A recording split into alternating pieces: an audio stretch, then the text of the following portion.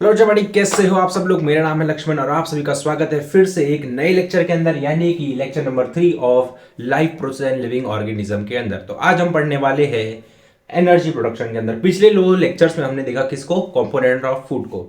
वैसे तो वो एक लेक्चर में निपट जाता, बट मैंने क्या हुआ था, लाइट चली गई थी, इसके कारण मुझे वो लेक्चर को दो लेक्चर में एक्सटेंड करना पड़ा, राइट।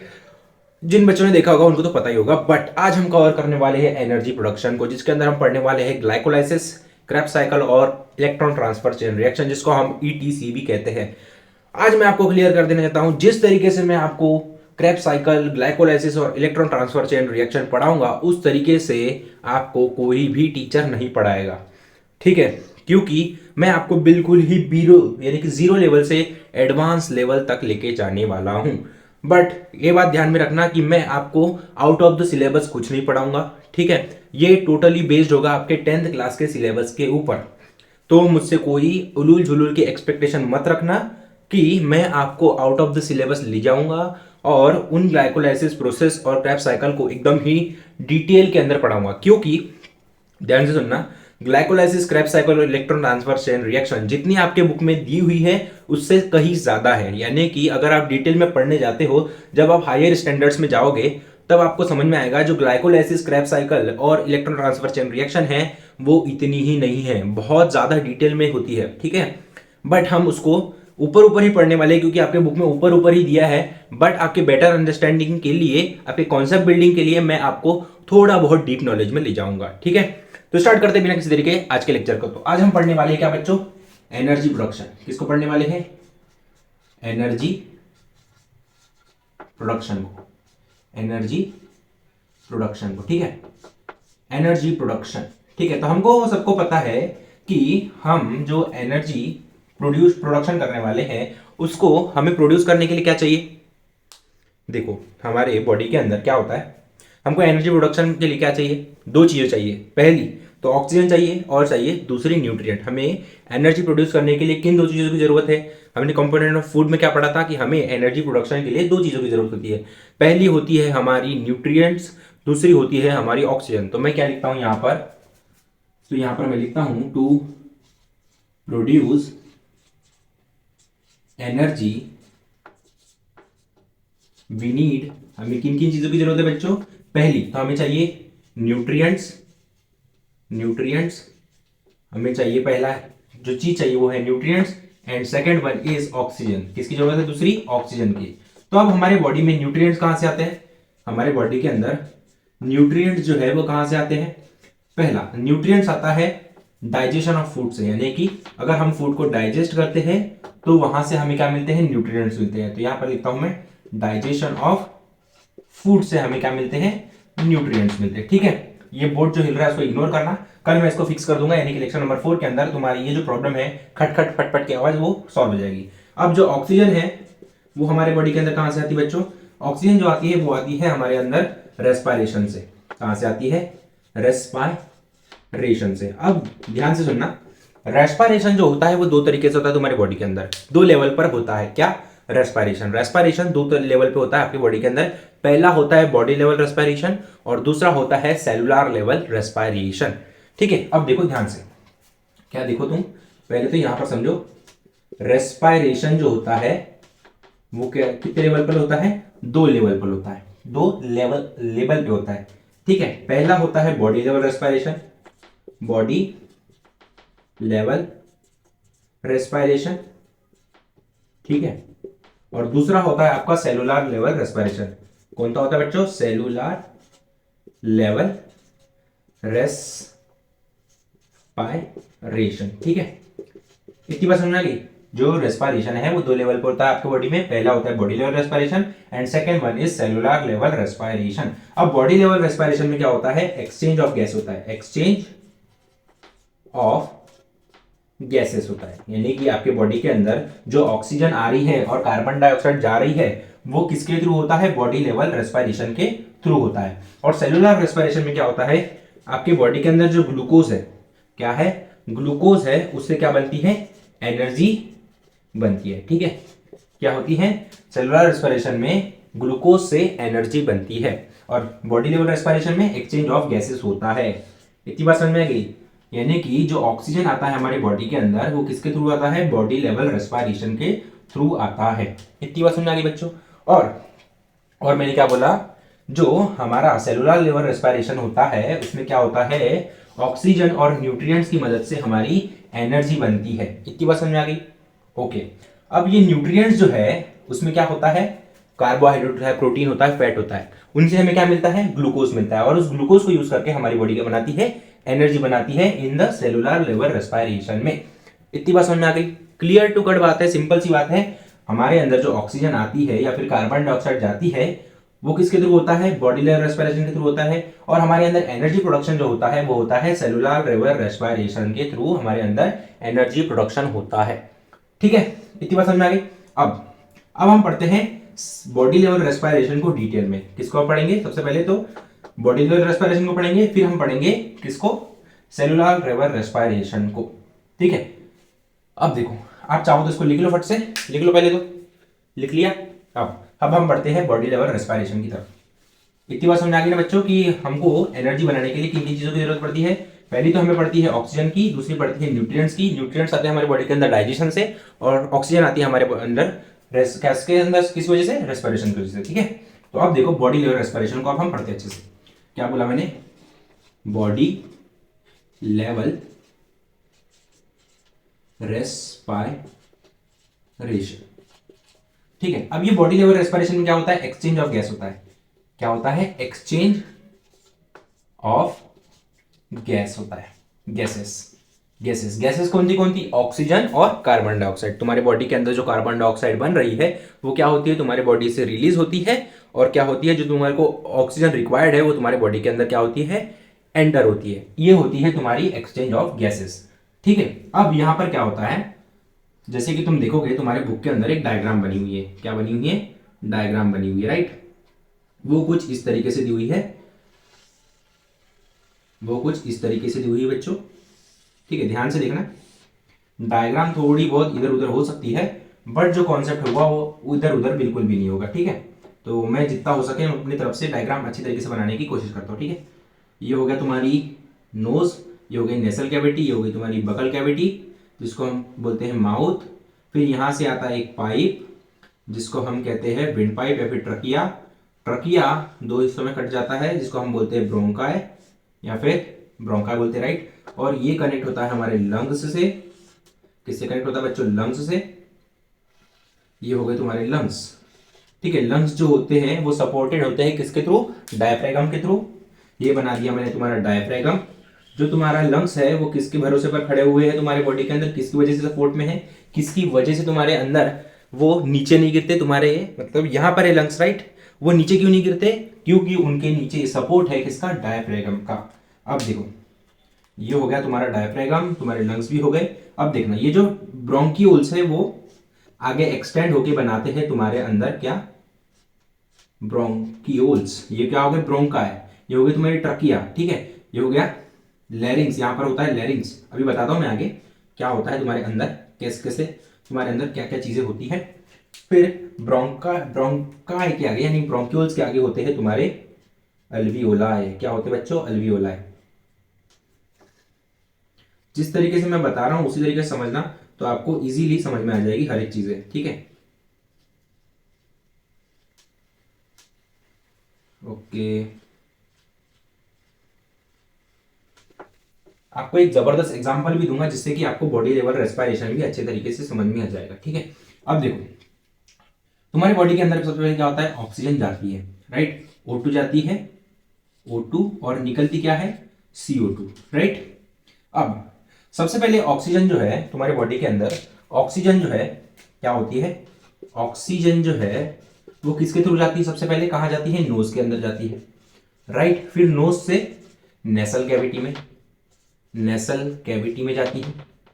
नेसल कैविटी से जाती है वो विंड पाइप में। कहां जाती है, सॉरी, नेसल कैविटी से जाती है वो लैरिंग्स में, लैरिंग्स। ठीक है, लैरिंग्स से जाती है वो विंड पाइप में, विंड पाइप जिसको हम बोलते हैं ट्रकिया। क्या बोलते हैं बच्चों, ट्रकिया, ट्रकिया भी बोलते हैं। फिर ट्रकिया से जाती है वो ब्रोंकाई में। कहां जाती है, ब्रोंकाई। फिर ब्रोंकाई से जाती है ब्रोंकियोल्स, ब्रोंकियोल्स, ब्रोंकियोल से जाती है वो अल्वियोलाई में, अल्वियोलाई में, और अल्वियोलाई में फाइनली क्या होती है तुम्हारी गैसेस जो है यानी कि ऑक्सीजन और कार्बन डाइऑक्साइड एक्सचेंज हो जाती है। अब वो कैसी होती है ध्यान से देखना। अल्वियोलाई जो है, अल्वियोलाई जो है वो ग्रेप्स यानी कि जो अंगूर होते हैं उसकी जैसा स्ट्रक्चर होता है, ग्रेप लाइक स्ट्रक्चर होता है, ग्रेप लाइक स्ट्रक्चर भी होता है। कई बुक्स में अच्छे से डिफाइन करने के लिए उसको कोनिकल फ्लास्क जैसा स्ट्रक्चर बताया जाता है, जैसे कि वो ऐसा दिखता है, कैसा, ऐसा, ठीक है। ये होता है तुम्हारा cylindrical flask, right, flask, yes, flask जैसा होता है जिसमें हम क्या करते हैं, एक्सपेरिमेंट्स करते हैं, राइट। वो वाला क्या होता है उसकी जैसा ही हमारा अल्वियोलाई दिखता है। या फिर ये जो अगर मैं इसको इकट्ठा देखूं तो ये कुछ इस तरीके से दिखता है, राइट, हमारे बॉडी के अंदर। इसलिए मैंने ये जो क्या बनाए हैं, अंगूर जैसे स्ट्रक्चर बनाए हैं, वो क्या है तुम्हारे बॉडी के अंदर अल्वियोलाई। तो यहां पर मैं मार्किंग भी कर देता हूं तुम्हारे साथ साथ में। ये जो स्ट्रक्चर हो गया जो रेड कलर में है वो क्या हो गए तुम्हारे अल्वियोलाई, अल्वियोलाई, ठीक है। ये जो है वो हो गई तुम्हारी ब्रोंकियोल्स, ब्रोंकियोल्स, ठीक। और ये जो हो गई तुम्हारी ब्रोंकियोल्स के बाद में हो गई तुम्हारी ब्रोंकाई, ब्रोंकाई, ठीक है। ये जो है वो तुम्हारी है ट्रकिया, ट्रकिया जिसको तुम विंडपाइप भी बोलते हो। यहां पर जो है, यहां पर होती है लैरिंग्स। क्या होती है बच्चों, लैरिंग्स, लैरिंग्स क्या होती है बच्चों, लैरिंग्स होती है, जिसको हम बोलते हैं वॉइस बॉक्स। क्या बोलते हैं, वॉइस बॉक्स भी बोलते हैं। क्या बोलते हैं, लैरिंग्स को हम दूसरा नाम भी देते हैं वॉइस बॉक्स। अब ध्यान से सुनना, अगर तुम्हारे बॉडी के अंदर लैरिंग्स यानी कि वॉइस बॉक्स नहीं होगा तो तुम बोल नहीं पाओगे। और ये जो लैरिंग्स यानी कि वॉइस बॉक्स जो है वो चलता है सिर्फ और सिर्फ किसकी वजह से, ऑक्सीजन या फिर गैसेस की वजह से। जो तुम्हारे अंदर हवा आ रही है, जो तुम्हारे अंदर एयर आ रही है, उसकी वजह से ही तुम्हारी आवाजें निकल पाती है। अगर तुम करना चाहो तो कर सकते हो मेरे साथ में एक्सपेरिमेंट। मैं क्या करता हूं, सबसे पहले अपनी नोज बंद करता हूं, ठीक है। फिर अपने अंदर जितनी भी हवा है उसको बाहर निकालूंगा और फिर मैं बोलने का ट्राई करूंगा। देखो, नोज बंद किया, अब मैं बोलने की कोशिश करता हूं, आवाजें नहीं निकलती है। जब मैं क्या करूं, अपने विंड पाइप को यानी कि अपने लैरिंग्स को यानी कि वॉइस बॉक्स को एयर प्रोड्यूस ना करूं तो मैं आवाज निकाल ही नहीं सकता, समझे। इसलिए जो गूंगे लोग होते हैं उनके अंदर क्या होता है, वॉइस बॉक्स जो होता है वो अपसेंट होता है, या फिर किसी माल फंक्शन की वजह से, किसी कारण की वजह से उनका जो लैरिंग्स होता है यानी कि वॉइस बॉक्स होता है वो काम नहीं करता, इसलिए उन्हें गूंगा कहा जाता है। इतनी बात समझ में आ गई। अब ये तो हो गई तुम्हारी मार्किंग। अब ये जो नाक के बाद में ये नोज है, क्या है तुम्हारी, ये नोज, क्या है बच्चों, ये नोज, ये हो गई तुम्हारी नोज। और ये नोज के पीछे जो एरिया होता है, अगर तुम टच करना चाहो तो अपनी उंगली डाल दो, ठीक है। जब तुम यहां पर पीछे फील करोगे, जब तुम ठंडी ठंडी जगह में जाते हो, जब ठंडी आती है तब तुम्हें क्या होता है, नोज के अंदर क्या होता है, हल्का हल्का सा ठंडा ठंडा फील होना स्टार्ट होता है, राइट। या फिर अगर ऐसा भी नहीं करना है तो तुम क्या करो, जब गर्मी के डेज में हो, अगर अभी गर्मी फेस कर रहे हो तो क्या करो, एकदम से फ्रिज खोलो, ठीक है। और फ्रिज का जो फ्रीजर होता है उसमें अपना मुंह घुसेड़ दो और एकदम क्या करो, एकदम स्पीडली क्या करना है, इनहेल करना है, ठीक है। यानी कि एकदम से हवा खींच लेना अंदर, तो तुम्हें क्या होगा, अंदर में ठंडा ठंडा फील होगा। जो जो ठंडा ठंडा फील हो रहा है वो जगह होती है तुम्हारी नेसल कैविटी। क्या होती है, नेसल कैविटी, जहां पर तुम्हें ठंडा ठंडा फील होता है। और जो तुम्हारा मुंह होता है, ये तो हो गया तुम्हारा मुंह, ठीक है, ये जो हो गया तुम्हारा मुंह हो गया, ये उसके अंदर जो जगह है, ये जगह है अंदर की, उसको बोलते हैं हम बकल कैविटी। क्या कहते हैं बच्चों, बकल, बकल कैविटी, जिसमें हम अपना फूड चबाते हैं, राइट। अब देखो, अल्वियोलाई के अंदर सबसे पहले क्या होता है, ऑक्सीजन जो होती है वो तुम्हारे नोज के थ्रू कहां जाती है बच्चों, सबसे पहले नेसल कैविटी में जाती है। नेसल कैविटी से कहां जाती है, वो तुम्हारे लैरिंग्स में, राइट। लैरिंग्स यानी कि तुम्हारे वॉइस बॉक्स में जाती है। वॉइस बॉक्स से कहां जाती है, तुम्हारी विंड पाइप में यानी कि ट्रकिया में जाती है। ट्रकिया से कहां जाती है, तुम्हारी ब्रोंकियोल्स में यानी कि ब्रोंकाई में जाती है। ये हो गई तुम्हारी ब्रोंकाई, ब्रोंकाई में जाती है। फिर ब्रोंकाई से जाती है तुम्हारी ब्रोंकियोल्स में, ब्रोंकियोल से जाती है तुम्हारी एयर कहां पर, अल्वियोलाई में। अल्वियोलाई क्या है, एक ग्रेप लाइक स्ट्रक्चर है जहां पर हमारी गैसेस एक्सचेंज होती है। अब अल्वियोलाई के पास में क्या होती है, ये अल्वियोलाई हो गई, क्या हो गई तुम्हारी, ये अल्वियोलाई हो गई, राइट। और यहां पर होती है तुम्हारी ब्लड की वेसल। क्या होती है तुम्हारी, ब्लड वेसल, ब्लड वेसल्स मतलब जो तुम्हारी नसें है ना, उसका एक गुच्छा यानी कि कैपिलरी का नेटवर्क होता है। छोटी छोटी नसें तुम्हारे अल्वियोलाई के ऊपर क्या होती है, चढ़ी हुई होती है या फिर राउंडेड होती है, ऐसा समझ लो। ठीक है, तो क्या होता है, जब तुम्हारे बॉडी के अंदर ऑक्सीजन यानी कि क्या होती है, ऑक्सीजन जो होती है वो आती है, तो ये अल्वियोलाई के थ्रू तुम्हारे ब्लड वेसल में चली जाती है, राइट। और जो तुम्हारे अंदर यानी कि जो तुम्हारे अंदर कार्बन डाइऑक्साइड बनी हुई है वो क्या होती है, ब्लड वेसल से कहां चली जाती है, कहां चली जाती है, CO2 कहां चली जाती है, अल्वियोलाई में, और अल्वियोलाई से फिर वो कहा जाती है रिवर्स ऑर्डर में। अल्वियोलाई से जाएगी फिर वो ब्रोंक्यूल्स में, ब्रोंक्यूल्स से जाएगी ब्रोंकाई में, ब्रोंकाई से जाएगी ट्रकिया में, ट्रकिया से जाएगी लैरिंग्स में, लैरिंग्स से जाएगी नोसल कैविटी में, नेसल कैविटी से जाएगी नोज में, और फिर फाइनली क्या होगा, कार्बन डाइऑक्साइड हमारे बॉडी से क्या होगा, निकल जाएगा। ये होगा तुम्हारा बॉडी लेवल रेस्पायरेशन। इतनी बात समझ में आ गई कि अल्वियोलाई जो है वो गैसेस का एक्सचेंज कैसे करता है, कैसे करता है। सबसे पहले हमारे बॉडी के अंदर क्या आती है, ऑक्सीजन आती है, फिर अल्वियोलाई क्या करता है, उसको एब्जॉर्ब करके हमारे ब्लड वेसल्स के अंदर भेज देता है। फिर ब्लड वेसल्स के अंदर जितनी भी कार्बन डाइऑक्साइड है वो क्या हो जाती है, किसमें ट्रांसफर हो जाती है, अल्वियोलाई में चली जाती है, और अल्वियोलाई के थ्रू कार्बन डाइऑक्साइड हमारे बॉडी से निकल जाती है। अब तुमने कभी सोचा है क्या, जो सिगरेट पीते हैं क्या करते हैं, जो स्मोकिंग करते हैं, स्मोकिंग करते हैं किससे करते हैं, सिगरेट से करते हैं। सिगरेट में क्या होता है, निकोटीन होता है। तुमने कभी सोचा है जो निकोटीन है वो तुम्हारे बॉडी के अंदर एंटर कैसे करता है। वैसे तो वो लोग धुआं ही क्या कर रहे हैं, फूक रहे हैं तुम्हारे बॉडी के अंदर, क्या ले रहे हैं, धुआं ले रहे हैं और धुआं छोड़ रहे हैं। बट जो निकोटीन है वो तुम्हारी बॉडी के अंदर कैसे घुसता है, देखो। सबसे पहले क्या होता है, धुआं जो है वो तुम्हारे बकल कैविटी के थ्रू कहा जाता है, तुम्हारे विंड पाइप में जाता है, और विंड पाइप से कहा जाता है ब्रोंकाई में, ब्रोंकाई से जाता है ब्रोंकियोल्स में और अल्वियोलाई में। अब अल्वियोलाई में क्या होता है, गैसेस का एक्सचेंज होता है, राइट।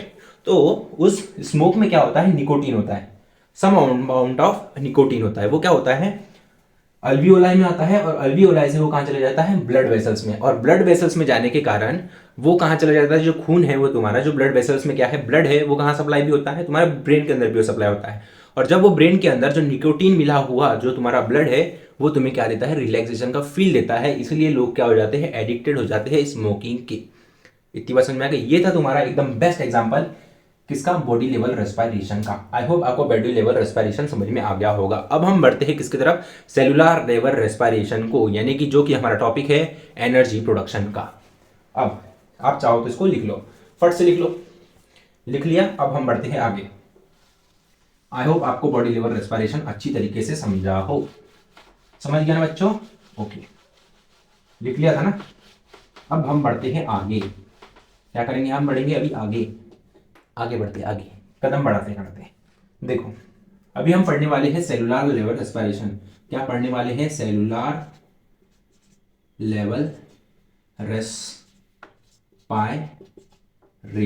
ठीक है। अब ये जो सेलुलर लेवल रेस्पिरेशन है इसमें क्या होता है, ग्लूकोज से क्या बनती है, हमारे अंदर एनर्जी बनती है, राइट। क्या बनती है, एनर्जी बनती है। क्या होता है, ग्लूकोज से हमारे अंदर क्या बनती है, एनर्जी बनती है। अब ये जो सेलुलर लेवल रेस्पिरेशन है वो दो तरीके से होता है हमारे बॉडी के अंदर। कितने तरीके से होता है, दो तरीके से। देखो ये जो सेलुलर लेवल रेस्पिरेशन है वो होता है दो तरीके से। पहला होता है एरोबिक रेस्पिरेशन, और दूसरा होता है एनएरोबिक रेस्पिरेशन। क्या होता है, एनएरोबिक रेस्पिरेशन होता है। दो तरीके का सेलुलर लेवल ऑफ रेस्पिरेशन होता है। पहला होता है एरोबिक रेस्पिरेशन और दूसरा होता है एनएरोबिक रेस्पिरेशन। अब एनएरोबिक रेस्पिरेशन में ऑक्सीजन इन्वॉल्व नहीं होती, यानी कि जो एनएरोबिक रेस्पिरेशन होता है वो विदाउट ऑक्सीजन जो होता है वो परफॉर्म होता है, राइट। इतनी बात समझ में आ गई। और जो एरोबिक रेस्पिरेशन होता है वो विद ऑक्सीजन परफॉर्म होता है। इतनी बात समझ में आ गई। अब एरोबिक रेस्पिरेशन में क्या होता है, ग्लूकोज से क्या बनती है, ग्लूकोज से क्या बनती है, एनर्जी बनती है। क्योंकि सेलुलर रेस्पिरेशन का जो मेन टारगेट है वो क्या है, ग्लूकोज से एनर्जी बनाना है। तो एरोबिक रेस्पिरेशन भी किसका ही पार्ट है, सेलुलर लेवल रेस्पिरेशन का पार्ट है। तो क्या होगा, जो ग्लूकोज से एनर्जी बनेगी वो किसके थ्रू बनेगी, न्यूट्रिएंट्स और ऑक्सीजन के थ्रू बनेगी। बट एनारोबिक रेस्पिरेशन में क्या होगा, बिना ऑक्सीजन के न्यूट्रिएंट्स के थ्रू क्या बनेगी, एनर्जी बनेगी, ठीक है। तो जो एनारोबिक रेस्पिरेशन है ये कंप्लीट होता है, इट कंप्लीट्स इन 3 स्टेप। ये कितने स्टेप में कंप्लीट होता है बच्चों? 3 स्टेप में। पहला होता है आपका ग्लाइकोलाइसिस, ठीक है। दूसरा होता है आपका Krebs cycle, and third one is etc, जिसको हम बोलते हैं इलेक्ट्रॉन ट्रांसफर चेन रिएक्शन। आरएक्शन का मतलब तुम्हें बताया था मैंने पिछले लेक्चर में, रिएक्शन होता है, राइट। आरएक्शन को तुम क्या लिख सकते हो? रिएक्शन भी लिख सकते हो, यानी कि रिएक्शन ना लिखते हुए मैं शॉर्ट फॉर्म में लिखता हूं आरएक्सएन, ठीक है। तो जो ग्लाइकोलाइसिस है उसको परफॉर्म होने के लिए क्या मिल रही है? यहाँ पर ऑक्सीजन मिल रही है, यानी कि ग्लाइकोलाइसिस जो है वो यहाँ पर होती है विद ऑक्सीजन होती है। कहां पर? एरोबिक रेस्पिरेशन में ग्लाइकोलाइसिस जो प्रोसेस है वो विद ऑक्सीजन परफॉर्म होती है। क्या होती है? विद ऑक्सीजन परफॉर्म होती है। और क्रेब्स साइकिल को परफॉर्म होने के लिए क्या चाहिए? ऑक्सीजन चाहिए। ये मस्ट है, must oxygen needed. Krebs cycle perform होने के लिए ऑक्सीजन चाहिए ही चाहिए, और इलेक्ट्रॉन ट्रांसफर चेन रिएक्शन होने के लिए भी मस्ट ऑक्सीजन रिक्वायर्ड, या फिर नीडेड भी लिख सकते हो। यानी कि जो इलेक्ट्रॉन ट्रांसफर चेन रिएक्शन है और क्रेब्स साइकिल है उनको परफॉर्म होने के लिए क्या चाहिए? ऑक्सीजन चाहिए ही चाहिए। अगर तुम्हारे बॉडी के अंदर सफिशिएंट अमाउंट ऑफ क्या ऑक्सीजन नहीं पहुंच पा रही है किसी वजह से, तो तुम्हारे बॉडी के अंदर क्रेब्स साइकिल और electron transfer chain reaction perform नहीं होगी, ठीक है। तो देखो, जो एनारोबिक रेस्पिरेशन है वो कंप्लीट होती है किसमें? इसमें भी हमारा गोल क्या होता है? ग्लूकोज से क्या बनाना? एनर्जी बनाना। इसमें भी क्या होती है? ग्लूकोज से एनर्जी बनती है, बट इट कंप्लीट्स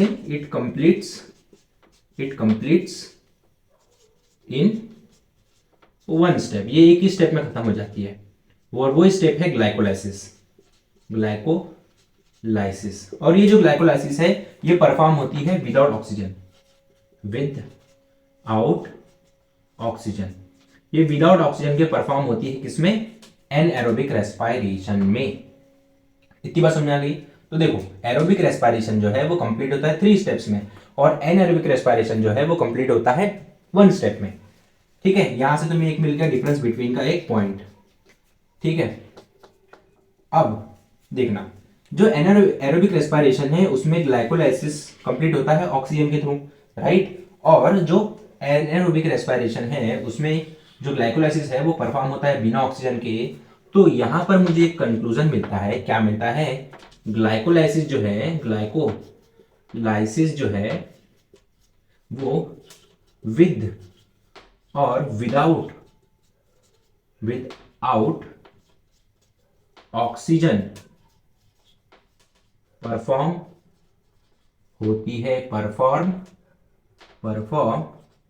होती है। इतनी बात समझ में आ गई कि जो हमारी ग्लाइकोलाइसिस की प्रोसेस है वो विद और विदाउट ऑक्सीजन के परफॉर्म हो सकती है। इतना समझाने का सिर्फ मेरा एक ही पॉइंट था, वो था ये डेफिनेशन को समझाना और ये 2 पॉइंट्स को समझाना कि अगर तुम्हारे बॉडी के अंदर क्रेब्स साइकिल और क्या करना है, तुम्हें इलेक्ट्रॉन ट्रांसफर रिएक्शन परफॉर्म करना है तुम्हारे बॉडी को, तो उसको ऑक्सीजन चाहिए ही चाहिए। इतनी बात दिमाग में याद रखना। और क्या ग्लाइकोलाइसिस जो है वो विद और विदाउट ऑक्सीजन परफॉर्म होती है। इसीलिए एनाएरोबिक रेस्पिरेशन जो है उसमें क्या होती है? ऑक्सीजन नहीं होती, इसलिए उसमें सिर्फ और सिर्फ ग्लाइकोलाइसिस होती है।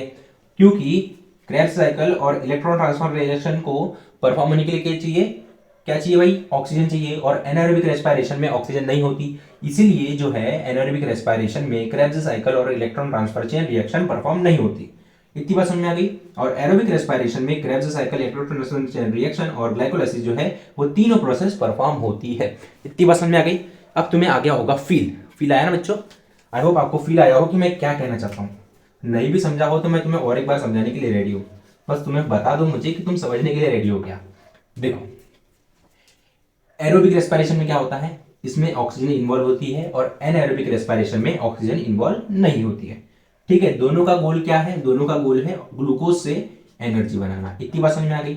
अब हमें पता है क्रेब्स साइकिल को परफॉर्म होने के लिए क्या चाहिए? ऑक्सीजन चाहिए। और इलेक्ट्रॉन ट्रांसफर चेन रिएक्शन को परफॉर्म होने के लिए भी क्या चाहिए? ऑक्सीजन चाहिए। तो देखो, अब इन दोनों को क्या चाहिए? ऑक्सीजन चाहिए। और एनारोबिक रेस्पिरेशन में ऑक्सीजन प्रेजेंट होती ही नहीं, तो क्या होता है, एनारोबिक रेस्पिरेशन में क्रेब्स साइकिल और इलेक्ट्रॉन ट्रांसफर रिएक्शन परफॉर्म होती नहीं है। बट हमारे जो एरोबिक रेस्पिरेशन है उसमें क्या होती है, ऑक्सीजन होती है, इसलिए क्रेब्स साइकिल और इलेक्ट्रॉन ट्रांसफर चेन रिएक्शन जो है ये दोनों प्रोसेस परफॉर्म होती है एरोबिक रेस्पिरेशन में, ठीक है। और ग्लाइकोलाइसिस जो है वो विद और विदाउट ऑक्सीजन परफॉर्म होता है, इसलिए जो ग्लाइकोलाइसिस है वो एनारोबिक रेस्पिरेशन में भी होती है और एरोबिक रेस्पिरेशन में भी होती है। इतनी बात समझ में आ गई? आई होप आपको बिल्कुल ही जबरदस्त तरीके से समझ में आया होगा कि मैं क्या कहना चाहता हूं। अब इसको फटाक से लिख लो, क्योंकि ये ना लाखों का कॉन्सेप्ट है, लाखों का, ठीक है। इस बात के लिए तो लाइक बनता है भाई, ठीक है। तो इसको लिख लो। लिख लिया क्या? मिटा दूं? पॉज कर लो और लिखो यार, तुम्हारे पास तो कंट्रोल है हर चीज का, तुम तो मुझे भी कंट्रोल कर रहे हो, और क्या चाहिए तुम्हें? ठीक है, अब हम पढ़ते हैं किसको? अब हम पढ़ने जा रहे हैं बच्चों किसको? एरोबिक रेस्पिरेशन को, यानी कि किसको पढ़ने जा रहे हैं? सेलुलर रेस्पिरेशन के अंदर हम पढ़ने जा रहे हैं एरोबिक रेस्पिरेशन को। किसको पढ़ेंगे बच्चों? अभी हम एरोबिक रेस्पिरेशन को पढ़ेंगे, ठीक है। एरोबिक रेस्पिरेशन के अंदर क्या होता है, ध्यान से सुनना। क्या होता है भाई, क्या होता है? सबसे पहले तो ये बताओ क्या होता है एरोबिक रेस्पिरेशन, अभी हम पढ़ने जा रहे हैं, राइट। तो एरोबिक रेस्पिरेशन में क्या इन्वॉल्व होता है? ये परफॉर्म होती है विद ऑक्सीजन, विद ऑक्सीजन, यानी कि इसमें ऑक्सीजन का इन्वॉल्वमेंट होता है, यानी कि जो न्यूट्रिएंट्स है और ऑक्सीजन है वो मिलकर क्या बनाएंगे? इसमें ऑक्सीजन क्या बनाएंगे? एनर्जी बनाएंगे। तो इसमें क्या होता है? ग्लूकोज से क्या बनती है? एनर्जी बनती है, एनर्जी बनती है, राइट। इतनी बात समझ में आ गई? ये कंप्लीट होती है कितनी प्रोसेस में? It completes in 3 step. कौन सी होती है बच्चे? जैसे कि मैंने तुम्हें पहले बताया था, पहली होती है तुम्हारी ग्लाइकोलाइसिस, दूसरी होती है तुम्हारी क्रेब्स साइकिल, ठीक है, और तीसरी होती है तुम्हारी इलेक्ट्रॉन ट्रांसफर चेन रिएक्शन, ठीक है। अब ग्लाइकोलाइसिस कहां परफॉर्म होती है? ग्लाइकोलाइसिस परफॉर्म होती है तुम्हारे सेल के साइटोप्लाज्म में। कहां होती है बच्चों? तुम्हारे सेल में जो साइटोप्लाज्म होता है वहां पर ये ग्लाइकोलाइसिस नाम की प्रोसेस क्या होती है? परफॉर्म होती है, साइटोप्लाज्म, ठीक है। और जो क्रेब्स साइकिल है वो होती है माइटोकॉन्ड्रिया में, राइट, माइटोचॉन्ड्रिया में होती है। और इलेक्ट्रॉन ट्रांसफर चेन रिएक्शन जो है वो भी होती है तुम्हारे माइटोचॉन्ड्रिया में। माइटोकॉन्ड्रिया बोलो या माइटोचॉन्ड्रिया बोलो, स्पेलिंग से तो कोई फर्क नहीं पड़ रहा है ना। इतनी बात समझ में आ गई कि जो ग्लाइकोलाइसिस है वो होती है साइटोप्लाज्म में, और क्रेब्स साइकिल जो है वो होती है माइटोकॉन्ड्रिया में, और इलेक्ट्रॉन ट्रांसफर चेन रिएक्शन जो है वो भी होती है माइटोकॉन्ड्रिया में। अब ये जो ग्लाइकोलाइसिस है वो विद और विदाउट ऑक्सीजन परफॉर्म होती है, ये तुम्हें पता है। विद ऑक्सीजन किस में परफॉर्म होती है बच्चों? एरोबिक रेस्पिरेशन में। और विदाउट ऑक्सीजन किस में परफॉर्म होती है? एनएरोबिक रेस्पिरेशन में, ठीक है। अब देखो, इन प्रोसेस को फॉलो करने के बाद में, इन प्रोसेस के कंप्लीट होने के बाद में हमें क्या मिलती है? एनर्जी मिलती है, राइट। अगर मैं इन तीनों प्रोसेस हमारे बॉडी के अंदर परफॉर्म होगी तो क्या मिलेगी? हमें एनर्जी मिलेगी। और जो एनर्जी मिलेगी वो हमें मिलेगी 2 फॉर्म्स में। कितने फॉर्म्स में मिलेगी? यानी कि 2 टाइप्स में मिलेगी। पहली तो मिलेगी इनडायरेक्ट फॉर्म में और दूसरी मिलेगी डायरेक्ट फॉर्म में, ठीक है। यानी कि एनर्जी के होते हैं 2 टाइप। क्या बोला मैंने?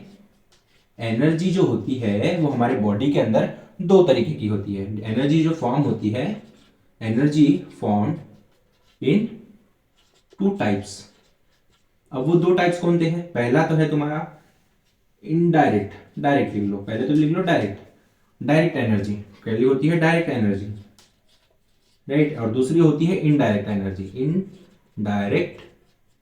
इनडायरेक्ट एनर्जी, दूसरी होती है तुम्हारी इनडायरेक्ट एनर्जी।